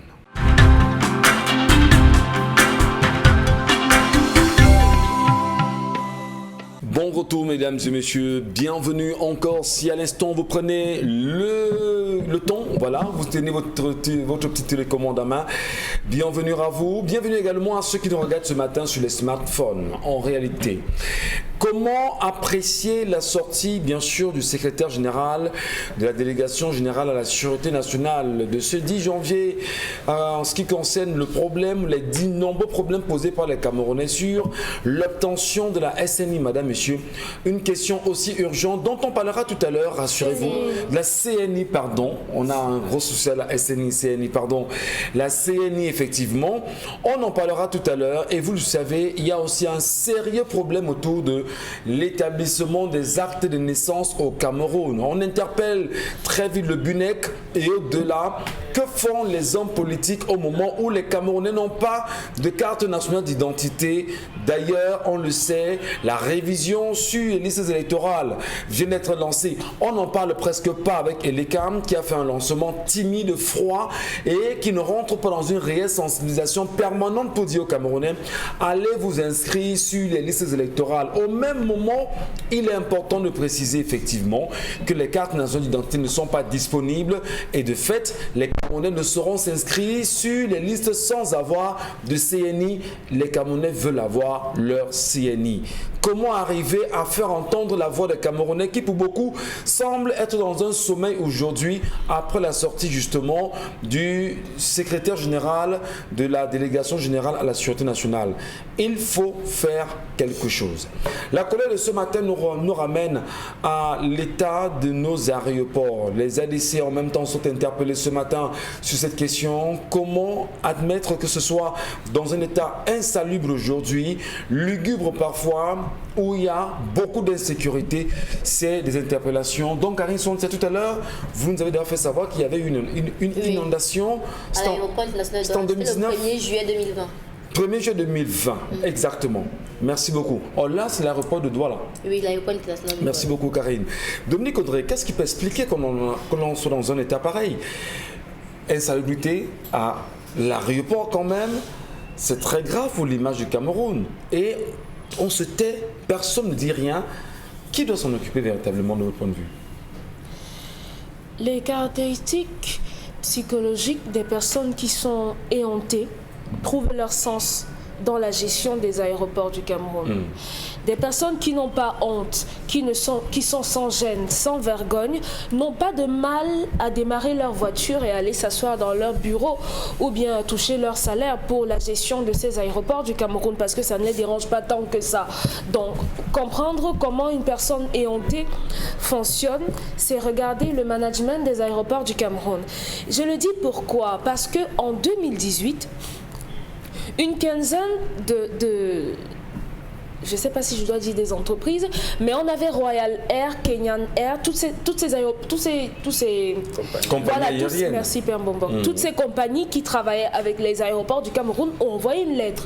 On était au mois de février 2018 sous Thomas Assoumou au Mona, si je ne me trompe, pour dire que c'était impossible de fonctionner dans un aéroport comme ça. Et c'est encore plus grave qu'aujourd'hui rendu... Il était directeur des ADC, je pense, un truc comme ça. Oui, rendu en 2021, M. Mbachou nous raconte que la même chose se passe, que rien n'a changé. À cette époque-là, ces 15 compagnies disaient déjà que les murs étaient défraîchis. Ça ne ressemblait foutrement à rien du tout. Donc 3 ans plus tard, rien n'a été fait. Ou bien si on a fait quelque chose, on a mis de la chaux et avec 1, 2, 3 pluies, c'est terminé. Mais qu'est-ce qui peut expliquer cette désinvolture pour les dirigeants, pour les personnes censées s'en occuper, que l'on se fiche carrément comme ça quand même de l'image de l'aéroport aujourd'hui? Le compte est fourni. Est-ce qu'on a de l'argent? Si on a de l'argent, ça va. Est-ce que nos enfants vont à l'école à l'étranger? Oui, d'accord. Est-ce que notre femme fait ses achats à l'étranger, aux États-Unis, en France? Je dis n'importe quoi. Oui, ça suffit. Ça suffit. C'est pas sa maison. C'est pas leur maison. Donc, ils n'ont pas rien ne leur fait, comme on dit au Cameroun. Ça ne les intéresse pas d'aller dans un aéroport où on ne peut pas utiliser les toilettes parce qu'il n'y a pas d'eau. Ou bien parce que ce n'est pas lavé, parce que ce n'est pas entretenu. On parle quand même de l'aéroport là, Dominique Audrey. D'un aéroport international. Le Cameroun en a sensiblement 10. Sensiblement, si je ne me trompe, quasiment 10. Et ça, c'est même pour Douala. Imaginez comment c'est à Marwa Salak. Imaginez. C'était terrible. Imaginez là-bas. Donc ici, non seulement on n'a même pas de quoi faire fonctionner de par nous-mêmes, entendez, des avions, une compagnie aérienne. En plus, à la face du monde, des compagnies africaines, on montre que royalement, vous n'avez même pas, il n'y a même rien de bon chez nous. Le tarmac est fissuré. Quand on sait quand même que c'est quand même l'aéroport, il y a un service de maintenance, il y a vous a dit qu'on ne parle pas de maintenance. On parle de quoi? De rien du tout. Vous parlez quelque chose qui n'existe pas. Ça n'existe nulle part. Quand même. Non, ça n'existe nulle part. Il y a au moins un service de maintenance à l'aéroport. C'est sur le papier, je ne sais pas. Il y a un fonds routier, non? Les routes sont comment? Voilà. Il y a, les ADC existent. Vous voulez que les aéroports soient comment? Les ADC sont pour les aéroports, c'est que le fonds routier est pour les routes. Ça veut dire que l'argent va dans là où Dominique Audrey a dit. C'est décevant. Non, c'est pour eux. Dans les achats de C'est madame. pour eux. Dans les achats de madame, la scolarité des enfants. Bon, Et maintenant, tous les voyages avec les alors, petites et tout ça, c'est pour... En fait, oui, et Pam Bombok avait dit quelque chose qui m'a marqué, que parfois il faudrait même pas qu'on tape sur ces gens-là. Peut-être ça fait partie de leur feuille de route, de ne rien faire, d'être juste là et toucher leur salaire, c'est tout. Parce que moi, je ne sais pas, si on est dans l'optique, pour ces managers-là, si on est dans l'optique de se bâtir une carrière, d'être vendable, la personne même à l'international, d'être vendable même à l'international, on a envie... C'est risible, mais c'est énervant en réalité. Hein. Mais c'est votre pays. C'est énervant. On va peut-être dire à un moment donné que les colères de Charles Lamine Bachou sont de nature à nous énerver. C'est justement pour ça que c'est... Je vous demander réellement, est-ce que le ministre des Transports ou les différents ministres des Transports qui se sont succédés justement... Votre président, quand il allait à l'étranger, à l'époque où il allait, il passait par où? Oui, en même temps, on se demandera, mais lui-même ne les voit pas. Voilà. Quand il y va, il regarde des aéroports ailleurs. Sauf si on fait on aménage rapidement avant qu'il ne passe. Il a son couloir personnel, c'est un couloir bien aménagé. Il ne passe pas par un cas autonome. Est-ce que c'est parce qu'il a son couloir personnel, Charles Lamine, que le chef de l'État ne doit pas demander l'état des aéroports au Cameroun? Non, il ne va pas demander. Si là où il passe, c'est bien, ça veut dire que logiquement, à côté, c'est bien. Donc là également, il y a un problème de contrôle. Et les plus anciens nous racontent généralement qu'à une époque, Aïdjo, lui, il prenait la peine d'aller lui-même sur le terrain, rassurer de comment est-ce que les choses se passent. Et tous les jours ici, on reçoit des personnalités, on se gargarise d'être un pays, d'être machin. Et pourtant, toutes ces personnes qui viennent de l'extérieur, en rentrant, ils vous diront, mais dans ce pays-là, les fils électriques dans l'aéroport, ce sont des guirlandes. Hein. Ça fait office de guirlande parce que vous voyez des fils électriques partout, vous ne savez même pas ce qui va vous frapper, ce qui ne va pas vous frapper. Pourtant, ce n'est pas comme ça. Est-ce qu'ils ne vont pas se plaindre au monde en vous disant, mais écoutez, on a tenté de résoudre ces situations, de faire parvenir des bilans annuels au ministère de tutelle pour qu'on puisse nous mettre à la disposition, justement des aéroports, les moyens qui vont avec, et que ceci n'a pas suivi. Est-ce qu'il n'y a pas des éléments qui coincent quand même? Je vais vous poser une question autrement. Vous êtes locataire dans une maison et votre robinet coule. En attendant que votre bailleur, par exemple, arrive pour venir avec son plombier réparer, vous restez et vous inondez votre maison. Ce que je veux dire, c'est qu'il n'y a pas d'abord l'amour même de la chose. Non, nous vous rappelons que nous sommes au Cameroun. Si le bailleur, lui, sait que vous avez fait ça, sans son avis, lui fera justement sa petite enquête derrière. On doit le faire. Oui, lui fait son enquête derrière, et une fois son enquête effectuée, on vous frappera parce qu'on estimera que vous avez volé de l'argent. Oui, mais vous serez du bon côté. Mais vous serez du bon côté. Vous serez du bon côté. Oui. Et l'histoire va retenir. On célèbre toutes les personnes qui ont fait des bons choix. Malheureusement, il y en a qui vous disent, je ne vais pas risquer la prison. Je ne vais pas risquer ma vie. Pour avoir réparé votre lieu de service. C'est bien dommage. Mais le Cameroun, mais qu'est-ce qu'on fait? Parce que quand vous le dites comme ça, c'est comme vous dire que tant qu'on ne fait rien, ne faites rien. Non, mais moi, je suis pour vous demander des fous tous les jours. Vous me posez la question, qu'est-ce qu'on fait? Oui. Bon, je ne suis pas sûr à la bonne réponse. Peut-être Charles Lamine Bachou a la bonne réponse. Qu'est-ce qu'on fait dans ce cas-là, Charles Lamine Bachou? On dit très souvent que le poisson pourrit par la tête. La tête est pourrie aujourd'hui. Le corps est en réelle décomposition véritablement. Mais on peut sauver on fait le deuil ou pas? On ne fait rien. On fait quoi? On regarde? J'ai discuté avec un administrateur un jour. Il m'a dit, l'homme de la colère, c'est comme ça qu'il m'a appelé. On voit bien ce que tu dis, ce que tu fais. Tu penses que nous, on ne veut pas travailler. On veut travailler. Mais rappelle-toi que tous ceux qui ont travaillé jusqu'à changer, au moment où ils devaient goûter le sucre, on les a affectés. On les a changés de poste, on les a enlevés. C'est quelqu'un d'autre qui est venu manger. Donc nous, on se contente de manger. Il me l'a dit d'une manière glaciale, sans avoir quelconque état d'âme. Il m'a dit, je ne modifie rien. Pourquoi celui qui était là n'a pas modifié? C'est moi qui vais venir modifier. Au lieu de me battre à manger, à nourrir ma famille, je vais me battre à modifier, souffrir et tout. Et je lui donne raison, monsieur Michel Ngachou. Allez prendre à l'église, je prends un cas de l'église église même évangélique, souffrez-moi de faire une digression, vous allez vous rendre compte que c'est le pasteur qui aménage l'église, il ramène tous les fidèles à l'église, il repeint, il aménage. Le jour où il se dit que bon voilà, la fête des récoltes, la nomination tombe, quelqu'un qui guettait sa paroisse vient récupérer. C'est ce qui est en train de se passer. Et vous voyez, c'est cet esprit qui est dans les Camerounais. Si je change, demain on me change. J'aurais gagné quoi? Bêta, je mange. Et moi, on vous dit généralement que celui qui aura dépensé moins et dont l'argent sera resté, sera gratifié à la fin. Voilà le système qu'on a mis en place. On ne peut pas faire d'audit dans ces aéroports, Michel. Avant moi, on n'a pas fait l'audit. C'est moi qu'on vient faire l'audit. Monsieur Michel Gachou. Les gars savent, mais regardez, on va vous dire qu'à la communauté, excusez-moi, la mairie de ville, quand le même Bassadine est arrivé, il s'est rendu compte, après l'audit qu'il avait lancé, des fautes lourdes. Mais il a dit que, si l'autre n'a pas jugé, moi, monsieur, peut m'amuser, moi, me juger. Mais je fais comme si je n'ai moi rien vu. C'est ça l'administration. Vous pensez que tous ces ministres qui arrivent ne voient pas ces goulots, ne voient pas ces trous, monsieur Michel Gachou? Ils ne voient pas ces trous. Pourquoi l'affaire Le Bout piétine? Parce que beaucoup de personnes sont impliquées dedans. Des ministres et des anciens ministres sont impliqués dedans. Beaucoup ont déjà fui. On bloque le dossier. Pourquoi? Qu'ils viennent à la barre et qu'ils disent vous allez découvrir un ensemble de vérités. Donc voilà le système qu'on a mis au Cameroun. Qui t'a libéré si on ne veut rien faire. Mais, monsieur Michel, ça va prendre le temps que ça va prendre. Quand vous arrivez, comment vous expliquez que tous les gars qui sont à Newton Aéroport entrent à l'aéroport comme ils veulent? C'est ça au village. Comment vous êtes, après vous êtes installé, vous êtes en train d'accompagner quelqu'un, vous êtes debout. Un gars vous dit que les bisous, vous pensez qu'il va vous faire bisous, il vous sort les bagues, les chaînes et tout. Il se retrouve comment? Comme si c'était un bar. Franchement, les bisous. Vous êtes en train de voyager, oui monsieur, les héros de là, livre, héros de là. Échange de monnaie. Ça se passe comment? Alors que vous venez accompagner, vous venez recevoir quelqu'un, on vous demande d'être de l'autre côté de la barrière. Dans un noir total, sans éclairage, tous les lampadaires sont tombés. Qui a scié, allez chercher à savoir, monsieur Michel Gachou. On va encore nous dire que c'est les badauds, c'est les vendeurs de fer qui sont venus scier, mais il y a quand même toute une sécurité.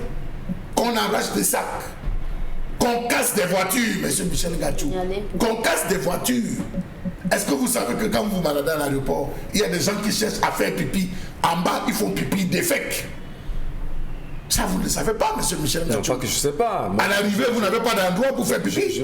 Vous parlez de l'aéroport de Douala, moi je vous parlerai de l'aéroport de Yaoundé-Simalène. Monsieur Michel, voilà, faut pas... quand vous vivez cela, vous avez des gars qui vous guettent, des bars qui ne ferment pas tôt, aux alentours. Vous prenez un bensikiner. Mon frère, vous avez des gars qui voyagent, surtout les commerçants qui font Gabon, Cotonou, Mali. Ils viennent avec des sacs à dos, ils viennent juste acheter des bijoux et tout. Quand le gars arrive, il ne veut pas prendre des voitures de l'aéroport qui coûtent cher, monsieur Michel Gachou. Il faut le dire, les courses et les taxis que vous voyez à l'aéroport coûtent excessivement cher. Le gars préfère sortir, il tape ses 1, 2, 3, il trouve un bensikiner, il prend.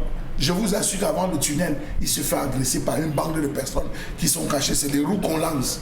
Pourquoi est-ce que l'aéroport doit être noir, monsieur Michel Gachou? L'entrée, l'ouverture d'un pays, il y a une obscurité totale. Grave. Il faut se poser les bonnes questions. Grave. Vous parlez d'inondation, mais l'inondation qu'il y a eu, vous ne pouvez ni entrer ni sortir. Ça, vous ne le savez pas. Il fallait avoir des voitures véritablement hautes pour pouvoir sortir. Tous ceux qui avaient des voitures basses, vous allez inonder le moteur. Alors vous avez déjà... Mais il y a eu du temps, permettez-moi, mais il y a eu du temps de l'ancien ministre des Transports, Edgar Alain Bengo. Il y a eu quand même des travaux de réflexion pour le cas, ne serait-ce que de la piste d'administration. C'est un dossier pendant en justice. Les travaux on ne peut pas commenter, c'est un dossier pendant. Ça fait partie des choses, on ne peut pas commenter jusqu'à ce qu'on ait établi la vérité, M. Michel Gachou. Mais juste dire que lorsqu'il faut refaire quand même un aéroport aujourd'hui, la personne a interpellé d'office, c'est le ministre des Transports. Monsieur Michel Gachou, il y a eu un 15 milliards qui avait été décaissé pour l'aménagement complet des espaces, enlever les fils, revoir les prises. Vous savez que vous arrivez à l'aéroport, il y a beaucoup de prises de secteurs morts. Il y a plein de secteurs morts. Vous avez des fils qui pendent, des fils lorsque ça se touche, ça crée. Mais il faut refaire, bon, l'a dit tout à l'heure, il faut repenser un autre aéroport. Il faut repenser, monsieur Michel Gachou. Mais vous rappelez, Même l'architecture de il construction. faut revoir littéralement l'aéroport. Il faut le revoir. La vétusté se vit. On est parti changer quelques deux sanitaires. Est-ce que lorsqu'on a changé les sanitaires, on a changé la tuyauterie? Vous avez les tuyaux qui ont pété de tous les sens, c'est l'eau qui coule. Il faut refaire. L'argent donc qu'on avait alloué aller où? Uniquement la peinture, uniquement deux sanitaires, même les chaises d'attente de M. Michel Ngachou. Pourquoi ne pas aménager un jardin dans l'espace où on aménage un véritable jardin pour permettre aux gens, un hangar, vous venez attendre votre personne. Si vous n'avez pas de taxi, vous êtes venu à pied, histoire de prendre le taxi après qu'il pleut. Vous vous abritez où? Non, mais alors là, Vous vous abritez où, monsieur Michel Ngachou? Vous parlez d'abri. La régie peut vous faire voir les images des badauds. Regardez les badauds aux alentours de l'aéroport, monsieur Michel Ngachou. les gazons. Sur les gazons, ils sont assis. Effectivement, en attendant que l'image revienne, cher Lamel, je vous rappelle que vous parlez d'abri. Lorsque vous allez à l'aéroport international Yaoundé-Nsimalen, vous attendez quelqu'un. Déjà, les bancs, si vous voulez, hein, les bancs qui ont été érigés pour faire attendre vos voyageurs, vous êtes justement en plein air, au parking. Et s'il pleut, mais il pleut sur vous. Il pleut sur vous à l'aéroport de Yaoundé-Nsimalen. Lorsqu'on sort de là, justement, il y a des billets qu'il faut laisser parfois pour payer. Vous appelez ça comment? Des petits tickets. Mais c'est incroyable. Mais monsieur Michel, il faut au moins penser à ça. Vous accompagnez quelqu'un qui doit prendre le vol. La personne arrive pendant qu'il est au niveau de l'embarquement, il se rend compte qu'il a oublié un sac. Il ne peut pas quitter de l'embarquement pour vous rejoindre. Vous ne pouvez pas prendre le sac qui est très important pour aller le rejoindre. Vous allez arriver, vous allez vous attendre que voici un sac. Il faut le dire. Il est déjà à l'embarquement, il a oublié le sac. On ne sait où ça peut être le téléphone portable, où ça peut être une tablette. Vous savez que quand on arrive, l'euphorie, là, vous dites que vous arrivez à l'aéroport pour dire au revoir, il faut partir, c'est des embrassades, c'est ceci. Parfois, on oublie, on prend le dernier pot. Il y a toujours des scènes. Il dit vraiment, j'ai oublié, je ne peux pas partir sans ça. J'ai mes données dans le disque dur. Traverser pour aller remettre, monsieur Michel Ngachou. On va vous dire, rentrer à l'entrée, aller prendre un badge, le temps de revenir, tout ça à pied dans une insécurité totale où vous n'êtes pas protégé, monsieur Michel Ngachou. Vous avez des gars qui agressent. Vous voyez l'entrée, vous voyez des gars qui agressent. Il a dans la brousse, la forêt là. Un d'eux, il est parti. Il connaît lui seul le chemin. Comment est-ce qu'il se retrouve de l'autre côté de Newton? J'ai discuté avec un des responsables de la police à l'aéroport qui me dit, mais monsieur Chat, nous avons un déficit. Nous n'avons pas des effectifs. Non, je préfère vous dire la vérité normale. Notre effectif, c'est limite à l'embarquement, débarquement. Nous sommes là, on tourne, on donne la sécurité et peut-être on regarde un peu l'entrée, mais c'est tout. Voilà, c'est bien dommage. Mais lorsqu'il y a un officiel, si vous voulez, hein, il y a un diplomate ou encore le chef de l'État va se déplacer, bon, on sait quand même ce chef de l'État, on peut voir toute la police sortir, c'est normal. Mais lorsqu'on arrive quand même à l'aéroport de Yaoundé-Nsimalen, il y a des policiers très mal élevés. Je dis bien très mal élevés à l'aéroport de Yaoundé-Nsimalen précisément. Il y a, comment on dit ça, quand vous partez, quand vous sortez du parking pour vous rendre dans l'aéroport véritablement, il y a un premier cordon de sécurité, la police est là, la gendarmerie est là, j'ai dit d'un comportement inacceptable.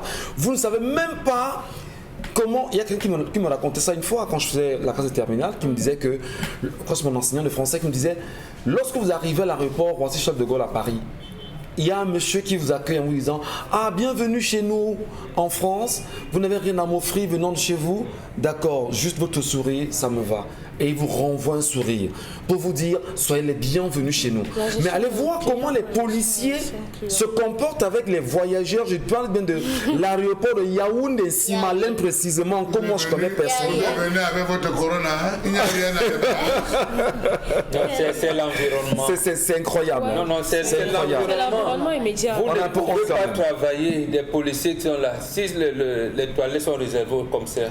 Attendez, imaginez seulement ça, vous voulez faire pipi, vous ne savez pas. Donc comment votre corps, les urines, c'est quand même de l'acide. Donc, et vous êtes là, vous revenez demain, vous êtes dans le même environnement où vous ne pouvez pas vous épanouir. C'est pas correct. C'est ça, c'est un ensemble. Mais je vous disais donc une chose pour vous dire qu'en fait, le renouveau a tué. Je vous rappelle, tous les Camerounais étaient mobilisés. Bien même ceux qui n'étaient pas partis, en fait, comme c'était le parti unique, lorsque Giscard d'Estaing arrive au Cameroun en 1979 avec Concorde, vous n'avez pas entendu parler de Concorde? Oui, la Concorde, justement. Concorde, les avions qui arrivaient ici, et il fallait voir l'aéroport à ce moment. Si l'aéroport de Douala était fréquentable en 1979 et qu'aujourd'hui vous dites que la technologie a évolué et tout, et que cet aéroport soit dans un piteux état en 2021, après vous avez l'habitude de dire que nous évoluons. Si c'est ça votre évolution, alors là, comme ça la mail, je m'interroge. On s'interroge véritablement sur la situation. Vous allez nous prendre bien sûr la lecture des messages de Dominique Audrey. Oui. Non, Dominique Audrey, non. Vous prenez... Non, mais il faut sélectionner, il faut ouvrir le message. Oui, rapidement, parce que Karine Sontia souffre un tout petit peu d'une petite grippe. Enfin, c'est pas le corona, hein? Non, du tout. On ne souhaite pas. Vous Merci. dites corona, Non, c'est pas. Non, elle se porte bien. Juste que il fait un temps de chien quand même depuis un petit moment et vous nous prendrez plutôt les messages ce matin. Merci beaucoup, bon Bengan. Merci à vous, madame, monsieur. Nous vous lisons et nous lisons vos nombreuses réactions. Dominique Audrey, nous vous écoutons ce matin. On commence par Thierry Tamko qui dit que les policiers sont toujours nerveux à l'aéroport de Douala. L'aéroport de Douala est trop moche. Il continue et il dit que lors d'un atterrissage un jour, un enfant de 8 ans à côté de moi regardait par la fenêtre de l'avion. Il voyait les lumières de la ville et il a dit à sa mère, c'est beau, c'est comme Paris. J'ai ri et je lui ai dit, petit saut, sol que tu vas confirmer. Donc au sortir de l'avion, la chaleur a failli étouffer cet enfant malgré la clim. Donc ça c'est certainement une expérience de monsieur Tamko. On a Marguerite Kwemeni qui dit lorsque tu fais la carte d'identité pour la première fois et qu'après 3 ans ça ne sort pas, tu demandes, on te parle de double identité, ça veut dire quoi? Elle a certainement besoin d'une explication. Non, ça veut dire qu'il y a des gens qui font, par exemple, il arrive à Douala, il a perdu la carte, il est là pour 2 mois, il fait la carte. Après, la carte ne sort pas, il descend avec les récépissons, lui dit que non, il faut encore refaire. Il y a des gens qui conseillent, il arrive à Naoudéré, il refait encore la carte. Donc, on peut prendre ces cartes de double identité. Il y a d'autres personnes qui sont des repris de justice. Quand ils sortent, ils vont refaire, là, ils vont refaire changer avec la photo, refaire une autre identité. Donc, il y a plusieurs en termes de double, mais cela ne justifie pas. Depuis que Matousalem existe, même en Europe, il y a les doubles nationalités. Ok. Doubles identités. Jocelyne Chapga demande si c'est possible de se rendre à l'extrême nord par avion. Elle dit qu'elle attend la réponse depuis un moment déjà. Oui, par avion militaire. Le cargo. Le caribou. Le Cameroun, les C-130. Non, l'avion comme ça n'existe pas. Merci. Ok. Vous allez avec les caribous. Kylian dit que si j'étais au Cameroun, j'allais être emprisonné ou alors j'allais tout gâter dans ce commissariat de Bessengue à Douala qui refuse de remettre la CNI de ma femme. Pourtant, oui, on est là. Pourtant, sa CNI est sortie depuis. Sa sœur a récupéré la sienne et a vu que madame on demande de payer 2000 pour ça, pour qu'elle récupère sa CNI. Que le ciel donne 2000 et qui derrière vraiment. Vous validez. Je ne valide pas. Vous n'avez pas validé. Mais là, si vous dites ça, Charles permettez Charles, ça veut dire que vous validez le fait que quelqu'un part de chez lui, il va récupérer sa carte d'identité dans un commissariat. Il arrive, la dame qui vous remet, je parle du commissariat de Permettez, à Yaoundé, Etoudi, à côté du canal de Permettez, je cite vraiment. Lorsque vous arrivez là-bas, il y a une dame qui vous remet la carte d'identité, vous dit, monsieur, ça fait 500. 500 par rapport à quoi? Monsieur Michel Ngatou, je suis d'accord avec vous. 500 par rapport à quoi? Ce week-end, je ne mets pas 500 pour la carte d'identité. Monsieur Michel Ngatou, je revenais du voyage ce week-end où j'arrive à acheter la voiture d'un grand frère. Où j'arrive dans la brigade, bon, je ne vais pas citer parce qu'il ne faut pas qu'on dérange ces pauvres. Les gars arrivent, au moment où ils interpellent, on dit pièce du dossier, on baisse la vitre pour remettre le dossier. Il met la tête, il dit, vous avez verbalisé, excès de clim. C'est un motif. Donc dites-moi, c'est un motif. Non mais M. Matou, dites-le que vous blaguez. Non, que vous blaguez quand même. Je ne blague pas. Sois sérieux. Il y a ce qu'on appelle les faits, ce qu'on vit, la pratique, les usages. Quand vous trouvez cette dame, je la connais, elle est assise sur le vieux registre, sur une vieille chaise qui n'a pas de tout. Elle a superposé 3 registres. Voilà. Vous la voyez, la déboulinée de cire et tout ça. Toi-même, même si tu demandes pardon, lui, c'est ça. Mais quand vous commencez à lui dire, d'accord, et c'est même. Elle s'endort. Tu vois le dos, elle va se retrouver. Vous ne savez pas d'accord. On n'est pas d'accord. Mais le problème, c'est qu'on voit le statut de cette femme qui elle doit être inspecteur de police aujourd'hui parce qu'elle avait commencé par gardien de la paix et tout. On s'est dit, On parle du même commissariat. elle risque de se retrouver demain en train d'acheter des médecins orthopédistes. Elle aura l'argent pour payer un médecin spécialiste. Bon, Est-ce que vous vous arrivez au commissariat, vous avez au commissariat récupérer la carte d'identité, monsieur Mbathiou. Monsieur Michel, La dame vous reçoit. Attendez, avant d'arriver, vous avez des gens qui arrivent au commissariat et disent que on dit que voici les pièces à confectionner, certificat de nationalité. Il y a un gars qui dit que grand, tu ne peux pas faire ça. Et dit que demande 5 000. Pourquoi là, il ne commence pas à refuser? C'est au niveau du retrait. Vous avez des gens qui payent. C'est l'inspecteur qui collecte, qui va faire tout ça au niveau de... Pour se débarrasser justement de...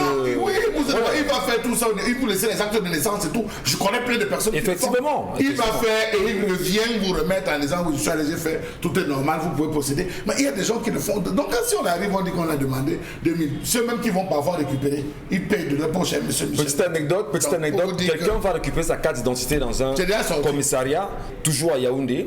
Il arrive... On lui dit, monsieur, vraiment, vous-même fouillez. Il va y fouiller, il ne trouve pas. Il dit à la dame, moi, je n'ai pas vu ma carte, ça suppose que ce n'est pas encore sorti. À peine il sort du commissariat, il y a une dame qui l'appelle, lui dit, monsieur, venez. Vraiment, allons derrière. Ta carte est là, mais il faut que tu donnes quelque chose pour ton ta carte. C'est tout. Mais c'est incroyable. Dans un pays sérieux quand même. Et justement, on vous dit, et on vous dit qu'il y a le poisson brisé à côté et une bière. C'est pas Monsieur Ngachou, le pays n'est pas sérieux. C'est justement pour ça. C'est pour ça que quand tu viens, tu regardes la dame, tu te dis, et si elle tombe même malade là maintenant, vous donnez quand même 500. On dit, vous donnez 500 par compassion. Voilà, ce n'est pas la même. Quand on vous dit, donnez 500, monsieur. Vous ne pouvez pas s'en sortir. Monsieur Michel, il y a eu une époque, je pense que ça fait 1 ou 2 ans, parce que ma carte, moi, m'avait fait plus d'1 an, après aller récupérer ma propre carte. Donc quand je suis arrivé pour demander avant la prorogation, il y a un gars qui est arrivé, il a trouvé sa carte, monsieur Michel Ngachou. C'était déposé sur la table de l'inspecteur. Le gars arrive, il fouille, il ne trouve pas. Quand il revient, il dit que voici la carte là. La dame lui dit que monsieur ne prenait pas sa examination. Il dit, vous examinez quoi? Il envoie la main, il prend. La femme se lève et lui dit que monsieur, vous n'avez pas le droit d'entrer dans un bureau, récupérer. Il a voulu faire comme vous. Moi, je connais mes droits. On l'a coffré pour trouble de justice dans un service public. Perturbation du travail du secrétariat de conseil. Pliez-vous. Vous croyez que ce pays va rester Non, ça va changer. On vous dit que c'est mauvais. Est-ce que quand on bâche à la cabine du taxi, c'est bien? C'est bien. Les motos vont continuer à porter. Les motos vont continuer à porter. C'est les militaires. Ils sont 4, 5, 6 dessus. Et des amène-nous. Tu vas le stopper. On en reparle. On va marquer une pause parce qu'il y a trop de messages avec nos téléspectateurs. Nous vous remercions déjà, madame, monsieur, pour l'intérêt que vous portez à l'émission 10-12 le Zénith. Vraiment, dans un ton libéré, simple, si vous voulez, on s'exprime, on se parle ensemble. Dans un moment, on sera avec Constilamine. Vous aimez le bon goût de la cuisson sur le grill, mais vous détestez lorsque vos aliments restent collés à la grille? Plus maintenant, avec le nouveau tapis de grill anti-adhésif Yoshi infusé avec du cuivre. Les chefs préfèrent cuisiner avec du cuivre parce qu'il chauffe rapidement et uniformément. Pas de point chaud de flambée, juste des plats juteux et tendres avec cette saveur grillée. Et puis, le grill reste propre. Et regardez, des marques de grill parfaites en plus. Incroyable! Il est presque impossible de nettoyer un grill recouvert de fromage, mais le tapis anti-adhésif Yoshi rend le nettoyage facile. Griller du poisson feuilleté et tendre, facile à retourner. Des burgers juteux qui ne sont pas émiettés. Et regardez ceci. Oignons grillés, poivrons, champignons, pommes de terre, rien ne passe entre les mailles avec le tapis. Il vous permet de griller vos aliments de façon uniforme et le grill reste propre. Ces grilles de camping sont dégoûtantes. Avec notre tapis anti-adhésif, les aliments ne touchent pas à la grille. Utilisez-le au four, au fond de vos plats. Ils resteront propres et les aliments ne colleront pas et glisseront comme par magie. Et il est lavable au lave-vaisselle. Ah ben, Constilamine, bonjour à vous et bienvenue avec le concept Salaka et surtout avec le tapis des bras ce matin. Bien entendu, merci Michel Ngachou. Bonjour à tous nos téléspectateurs et très bon début de semaine à tous les clients et partenaires du concept Salaka. À ces clients, je ne cesserai de leur dire merci de renouveler davantage leur confiance pour cette année 2021 au concept Salaka. Quant à moi, je prends encore et encore l'engagement de ne vendre que des produits de qualité à des prix vraiment dérisoires. Parce que acheter un article, c'est bien, mais l'acheter auprès du concept Salaka, c'est encore mieux parce que le concept Salaka ne vend pas n'importe quoi. Quand ce n'est pas bon, nous ne vendons pas. Étant donné qu'on a choisi comme espace de vente et de communication la radio et télévision Equinox. C'est un concept qui permet aux téléspectateurs de faire des achats sans se déplacer. Les numéros de téléphone, vous les aurez tout à l'heure au bas de l'écran. Ces numéros vous permettront de passer vos commandes dès à présent. Alors je rappelle, chers téléspectateurs, qu'il est important d'avoir ce tapis de braise à la maison. Oui, c'est un tapis de braise nouveau, c'est un tapis de braise innovant. Vous le retrouverez uniquement au concept Salaka, du côté bien sûr du magasin 1001 tapis. Juste à côté de moi, vous avez la présentation, la diffusion des images de ce tapis de braise. Alors je rappelle qu'il est important de l'avoir. Alors comment l'utilise-t-on? On le pose tout simplement sur un grillage, c'est-à-dire de cette façon, et on pose ces aliments au-dessus. Quelque temps après, vous allez voir comment, c'est-à-dire les aliments vont cuire non seulement dans de très bonnes conditions, mais également d'une manière très très rapide. Ce tapis de braise, il est important de l'avoir. Que vous soyez restaurateur, que vous soyez particulier, que vous soyez, bien entendu, quelle que soit la profession, il est important en 2021, et cela pour toujours, d'avoir un tapis de braise. Le prix de ce tapis de braise est de 10 000 francs. Mais dans le cadre de la vulgarisation, nous vous permettons de l'acheter à moins de 10 000 francs du côté, bien sûr, du magasin 1001 tapis. Les numéros de téléphone, vous les avez commandés dès à présent. N'attendez pas la fin de la promotion. N'attendez pas la fin du stock. Chacun devrait avoir un tapis de braise. Nous allons tout de suite passer au second produit. C'est les gants de cuisine. Le temps de regarder cet élément. Avant, je me faisais brûler les mains tout le temps pour pouvoir servir tous mes clients. Mais ça, c'était avant de m'offrir ces gants. Et oui, Gigi, avec Super Gants, manipuler des casseroles en pleine ébullition, des marmites ultra chaudes, des grillades à la poêle, au four et au barbecue, tout y passe. Et vous n'avez pas tout vu. Fabriqué à base de silicone, Super Gants est anti-brûlure, anti-chaleur et fait gagner du temps.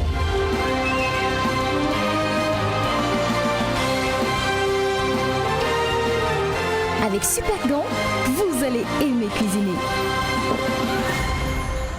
Avec Super Gants, vous allez aimer cuisiner. Alors pendant que la présentation physique de Super Gants, ce qu'on a vu à la télé tout à l'heure, voici la même chose sur le plateau de cette émission. Du côté bien sûr du concept Salaka, ces gants de cuisine présentent plusieurs avantages. Ah ben oui, on n'a plus besoin de se brûler les doigts, on n'a plus besoin de se lamenter quand on est en pleine cuisine. Avec ces gants de cuisine, chacun peut ouvrir la marmite sans s'inquiéter. Chacun peut retourner les aliments qui sont en pleine cuisson, parce que ces gants de cuisine sont des gants de très très bonne qualité. Vous les avez au magasin 1001 tapis au prix de 6 000 francs la paire de gants. Je n'ai pas dit le gant, j'ai bien dit la paire de gants. Et quand on parle de paire, on voit directement deux gants. Vous les avez donc à 6 000 francs du côté bien sûr du magasin 1001 tapis. Mais dans le cadre de la vulgarisation de ces gants de cuisine, nous allons vous permettre de les avoir à moins de 6 000 francs du côté bien sûr du magasin 1001 tapis. Passez vos commandes, que ce soit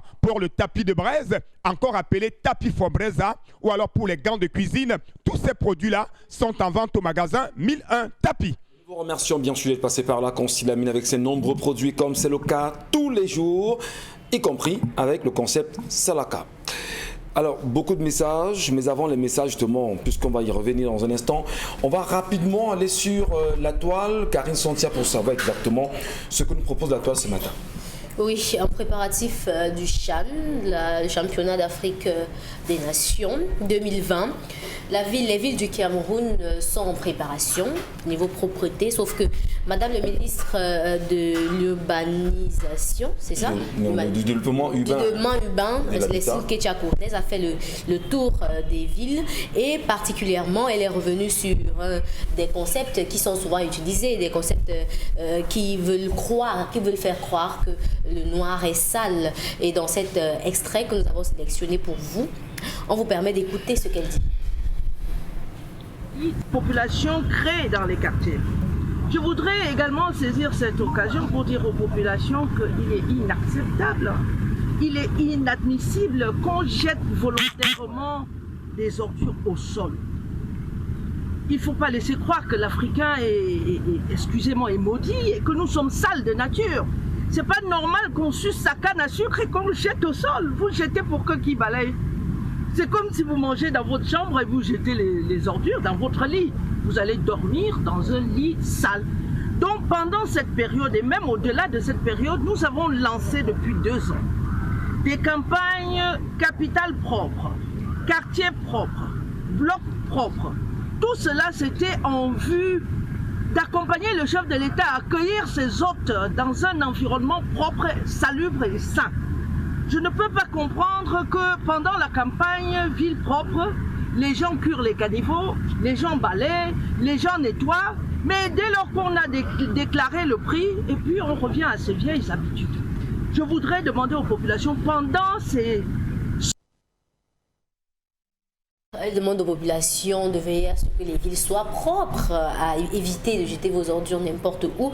Sauf que sur la toile, quand même, les gens se posent des questions, à savoir est-ce que c'est du rôle ou encore du ressort de Madame la Ministre de tenir ce genre de propos ou encore de veiller à ce genre d'aspect. Voilà, il y en a qui envoient des têtes de mort, puisqu'on nous fait savoir justement, on fait très attention pour ceux qui veulent signaler la page de Facebook de l'émission ce matin, au maximum de likes et surtout de cœur pour continuer à nous regarder, vous qui êtes très loin du Cameroun et qui tentez tant bien que mal de rester connecté à Equinox à travers ce réseau social. Et comment comprendre la sortie justement de la ministre du Développement et de l'Habitat aujourd'hui, quand on sait quand même que depuis le dernier, la dernière mise en place du dernier gouvernement camerounais, elle en faisait partie. Est-ce que c'est le moment opportun de revenir sensibiliser les Camerounais quand on sait en réalité que sa mission aussi c'est de sensibiliser en permanence? Est-ce qu'elle n'est pas un peu trop en retard, Charles-Amel Bachou? Monsieur Michel Ngachou, je pense qu'elle a eu toute l'occasion d'aller, lors de son passage à l'Assemblée nationale, de pouvoir proposer cela comme projet de loi, en disant voilà, il faudrait que nous passions par l'implémentation d'une loi qui devra faire l'objet d'une application immédiate et véritablement répressive après la phase de sensibilisation, amener les gens à être propres. Ce n'est pas aujourd'hui parce que M. Michel Ngachou, il y a eu ce qu'on appelait le phénomène de jeudi propre, mardi propre, lundi propre, mercredi propre, on a rassemblé en jeudi propre, qui n'a jamais, je dis bien et je pèse mes mots, jamais prospéré. En aucun moment elle ne s'est levée pour pouvoir, M. Michel Ngachou, prendre sur elle de pouvoir dire que voici les méthodes, parce qu'il sait de sa compétence, voici les méthodes, voilà la stratégie qu'il faudrait que nous réussissions à poser pour pouvoir amener les gens à balayer devant leur cour. Qu'est-ce qu'elle a fait? Elle s'est tue. On a avalé M. Michel Ngachou. D'où vient-il que depuis quelques semaines, parce qu'elle est en train de recevoir des coups, c'est pas des coups de la presse, des coups des observateurs qui estiment que les villes sont véritablement propres, sont malpropres, sont sales. Faites un tour, je vous prends. Vous allez à Bépanda double balle, vous allez voir, là on verse les ordures. Vous allez, presque tout Bépanda, vous allez voir aujourd'hui, les gars ont recommencé à reverser les ordures dans tous les axes avec les fêtes. Est-ce que c'est parce que la société en charge n'a pas travaillé? Je pense qu'elle devait avoir une autre approche que de dire qu'elle va voir avec les maires, Madame le ministre dit qu'elle va voir avec les maires pour qu'on punisse ceux qui ne vont pas à 25 000 francs, qu'on mette des amendes, 25 000 francs. Oui, ce qu'elle dit est bien, mais j'estime que lors de son passage à l'Assemblée, elle aurait dû poser cela et qu'on commence à examiner les véritables questions pour lutter. C'est quand même déplaisant parfois que vous êtes sur la moto, vous avez un individu qui se tourne, il crache. Il est sur la moto, il crache, il ne sait pas qui vient, le vent porte, ça vous retrouve sur le visage et vous voyez quelqu'un qui vous dit Asia, que par la fenêtre vous avez des personnes qui même, que ce soit Bonapriso, Bali, vous les voyez en train de déguster des arachides dans leur véhicule, à un moment donné, la clappe, il baisse la vitre, il balance. Oui, je suis d'accord, mais j'estime que l'occasion par rapport à la canne, à la chaîne, M. Michel Ngachou, ce que vous dites est tellement mal perçu. Je vais dire dans une petite ville, comment je connais personnellement, qui s'appelle Limbé. À Limbé, vous ne pouvez pas. Oui, c'est de culture. Vous balancez inscrit, M. Michel Ngachou. Quelque chose au sol. Monsieur Michel Ngachou. C'est lui qui va écoper. Il y a chez les anglophones un cours qui porte environnemental. Ils ont un cours là, M. Michel Ngachou, où on explique à l'enfant le respect de la nature, le respect de l'environnement, la protection de l'environnement, comment planter la canne pendant que chez vous, dans le TM, on vous montre comment laver le sol, défricher, on vous demande de venir donner les cahiers. Là-bas, chez eux, on les apprend comment mettre l'engrais, comment planter, on les amène dans des plantations. Ils ont la maîtrise en disant si vous salissez, ça va amener. Vous verrez un enfant anglais ici à Douala, un anglophone et un francophone marcher. L'anglophone va sucer, mettre dans les pots, mettre dans son sac, à voir la première poubelle jetée, alors que le francophone va sucer, tiens, il va balancer le poubelle. C'est qu'elle dit bien, mais c'est en retard. Alors, oui, justement, pas de retard en Bonbon Bengan. Aujourd'hui, avec ces descentes de la ministre, Ketia Cortez, mais est-ce que, honnêtement, il faut attendre à quelques jours quand même, on a quelques 3 jours du Chan, pour faire une sortie pareille? Quel est l'impact que ça peut avoir une telle communication à 3 jours? Parce qu'en réalité, la ministre semble justement avoir... le feu aux fesses, vous voulez dire? Entre guillemets, et ça met sous pression, mais non, ne sachant à quel sens se vouer, ça peut donner quoi? Elle dit que moi aussi j'ai dit. Mais si elle veut parler de la propriété, elle commence par les aéroports. Je pense que tout à l'heure on était aux aéroports. Ouais. Voilà, les Zambiens, les Kenyans qui viennent jouer. Ils viennent où? Ils ne viennent pas par taxi, ils viennent par avion. Et quand ils arrivent aux aéroports, quel état ils vont trouver? Non, la dame, la ministre des Villes, c'est comme ça que la première dénomination donnée. Maintenant, on parlait du développement urbain, de l'habitat. Donc elle est là dans son rôle. Qu'elle nous amène donc à ce qu'on appelait dans ce pays une journée nationale d'investissement humain. On appelait journée nationale. À l'époque, il n'y avait que, on pouvait aller à l'école, il n'y avait que les services de pédiatrie, maternité, des urgences qui fonctionnaient. Tout le monde se mettait à l'œuvre. Je pense qu'elle a connu cette époque-là. Et quand elle était maire à Baganté, on a vu les propriétés maintenant. Et après, il y a eu quelques incommodités avec le maire Yuki Onana et Yaoundé 6, qu'elle a fait venir les engins là-bas. Mais qu'elle continue. Qu'elle continue, c'est l'occasion donc maintenant, comme disait Charles Hamel, d'interpeller ses autres collègues du gouvernement en leur disant que nous sommes sales. Encore qu'il y a recrudescence de choléra. S'il y a le choléra au Cameroun, ça veut dire que nous sommes sales. Et ça veut dire qu'il n'y a pas d'eau. Bon, quelqu'un va vouloir faire pipi à l'aéroport, on va dire non, va dehors, va dans n'importe quel bosquet là-bas.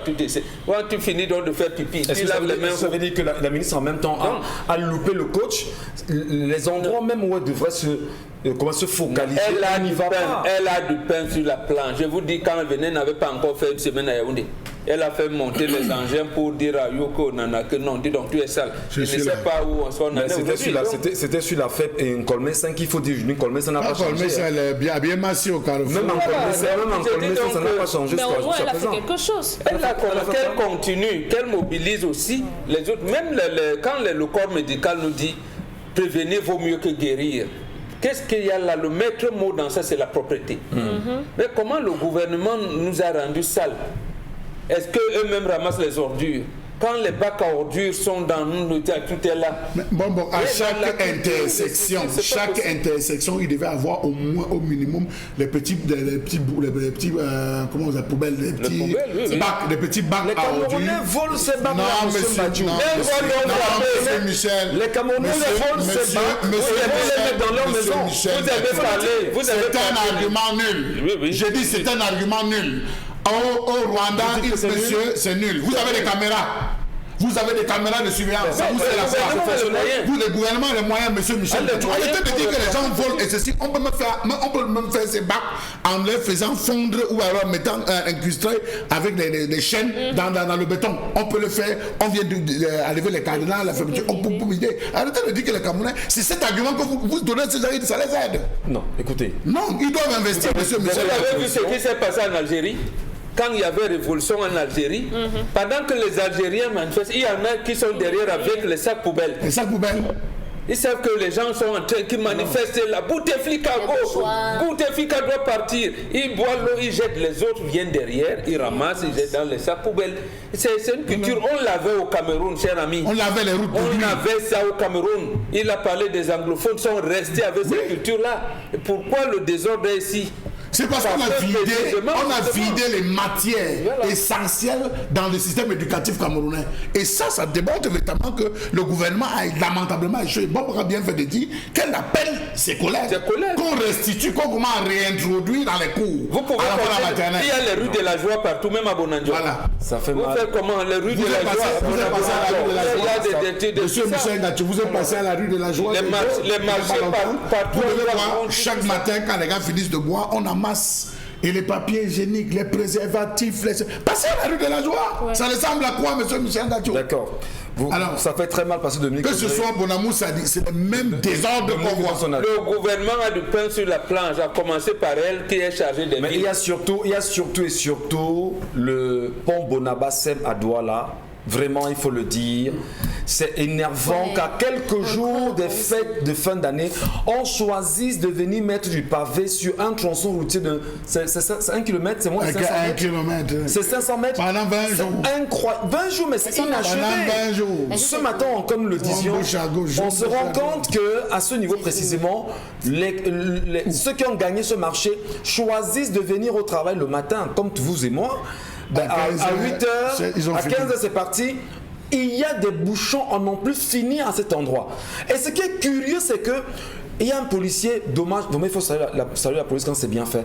Il y a un policier, il y a des policiers qui boivent la poussière là-bas, à ce point précisément. Passez-y justement, ce sera peut-être midi ou 14h. On ne peut pas circuler. Et à quelques jours du Chan, on choisit de faire des routes à ce moment précis. Où étions-nous 2 ans avant, 3 ans avant? L'axe Douala Bafoussam. Il n'y a pas de route. Vous devez voir, vous avez vu l'axe par rapport au Chan. Mais comment comprendre que l'équipe zambienne a choisi plutôt d'aller s'entraîner à Bomono? Vraiment. C'est-à-dire, on est dans un pays sérieux. Est-ce que l'équipe zambienne choisit d'aller... Non, mais je n'ai pas envie de citer le nom. Ils vont s'entraîner chez un particulier. La fédération... Chez un particulier. Oui. Attendez, c'est grave. Pourquoi? C'est pas interdit, Charles. Ça veut dire que la fédération qui les accueille les a donné les offres. Propositions, oui. Les propositions, et ça ne peut être validé que si la fédération qui vous accueille valide. Ils vont aller et là-bas que le gouvernement assure la sécurité. Je n'en sais rien. La sécurité là-bas. Je n'en sais rien, mais il y a les polices qui les font. Parce qu'en fait, on doit assurer la sécurité. Dominique Audrey, c'était un sujet quand même assez... Vous semblez quand même saluer la sortie de la ministre, non? Oui. Vous dites que c'est ce qu'il faut faire. On doit sanctionner. À quelle heure? Le problème n'est pas l'heure, Michel Ngachou. Et c'est ça le problème qu'on devrait même avoir entre nous. Donc en 3 jours, on va tout arranger là. Est-ce qu'elle parle de la propreté pour le Chan? Parce qu'elle a mentionné les concours des villes propres. C'était avant le Chan ou bien... Et l'article de l'interview concernait l'insalubrité qu'on décriait pour la ville par rapport au Chan. C'est par rapport à ça que oui, mais elle a précisé que même au-delà du Chan. Mais qu'est-ce qu'elle fait depuis 2 ans qu'elle est à la tête de ce ministère? Vous vouliez au moins qu'elle s'exprime ou bien qu'elle ne dise rien? Mais c'est pas... Est-ce que c'est le moment maintenant? Elle sait pas... Bon, qu'elle se taise alors? Non, on n'a pas qu'elle se taise. Mais elle a parlé, non? Ben, on s'est dit, quel est l'impact en 3 jours? Arrêtez de jeter les bouteilles quand vous buvez. Commencez comme ça, vous Ngachou. Moi, au Yengele, je ne jette plus les arachides. Et le reste va arrêter de faire quelque chose. Les choses vont prendre.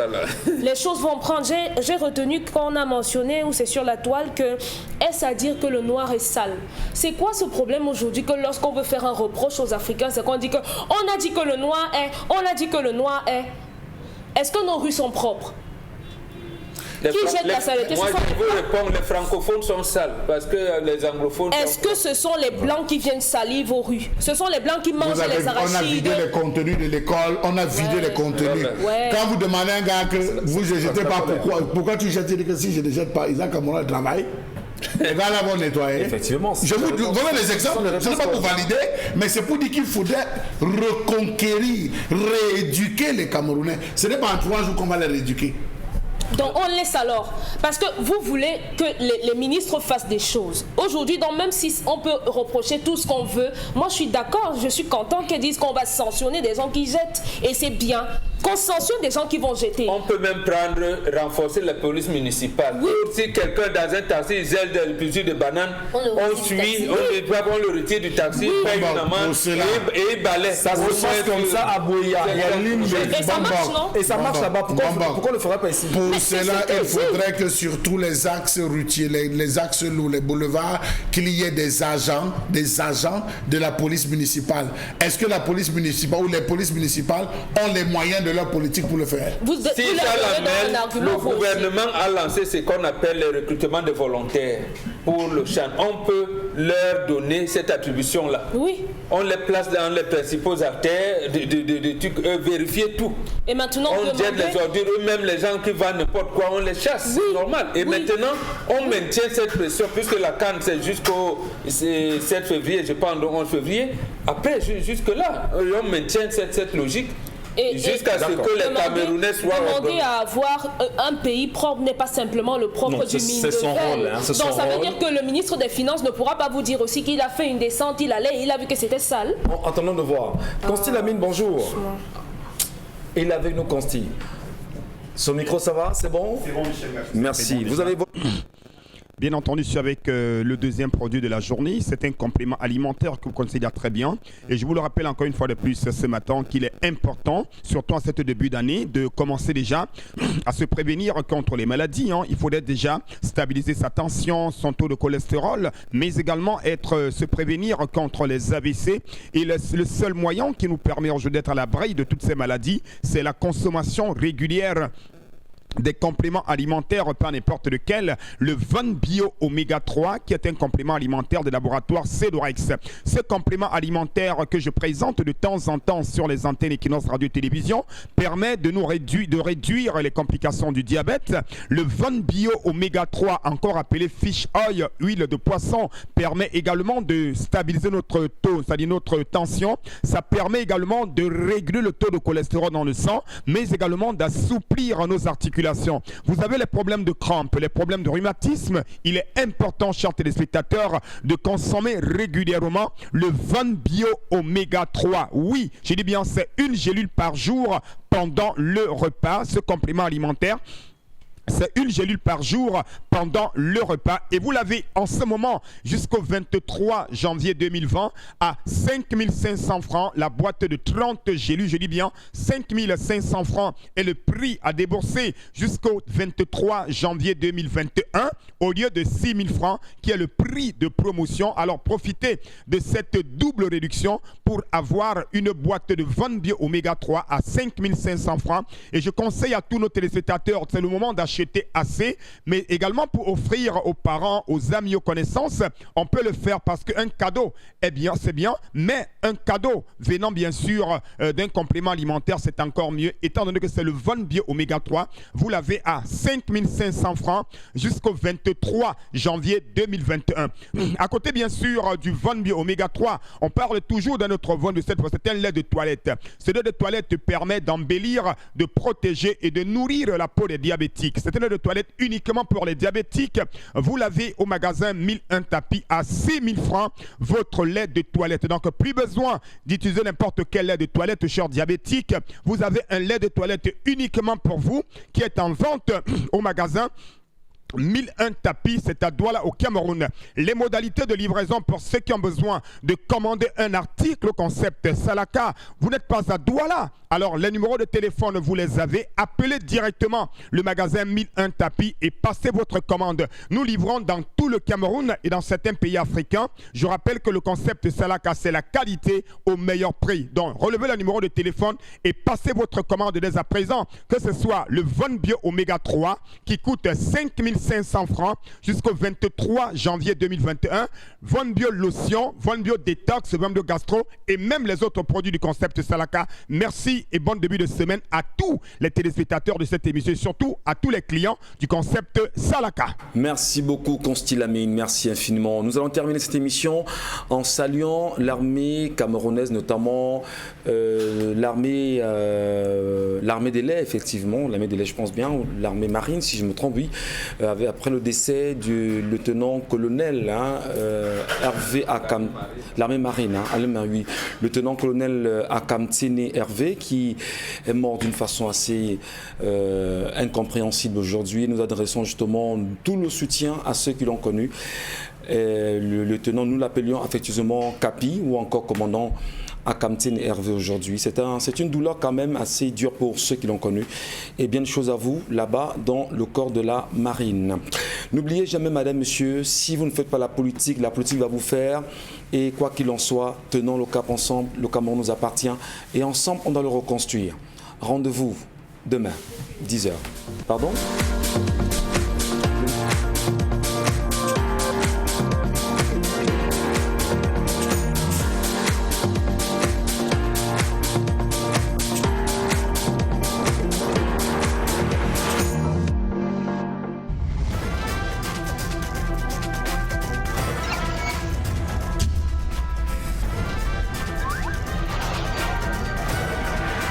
Equinox Télévision, au-delà de l'image, nous rendons compte.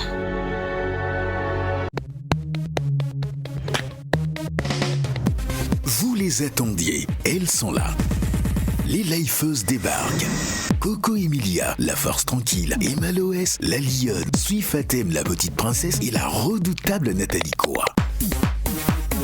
Glamour, sexy, belle et provocatrice à souhait. Au-delà du faste et du bling, les lifeuses sont impitoyables en affaires. Non, ferme le portail là! Réussiront-elles à joindre leurs forces pour un même projet? Découvrez ces 4 divas dans votre nouvelle télé-réalité 100% influenceuse et 100% africaine. Les lifeuses. Bientôt.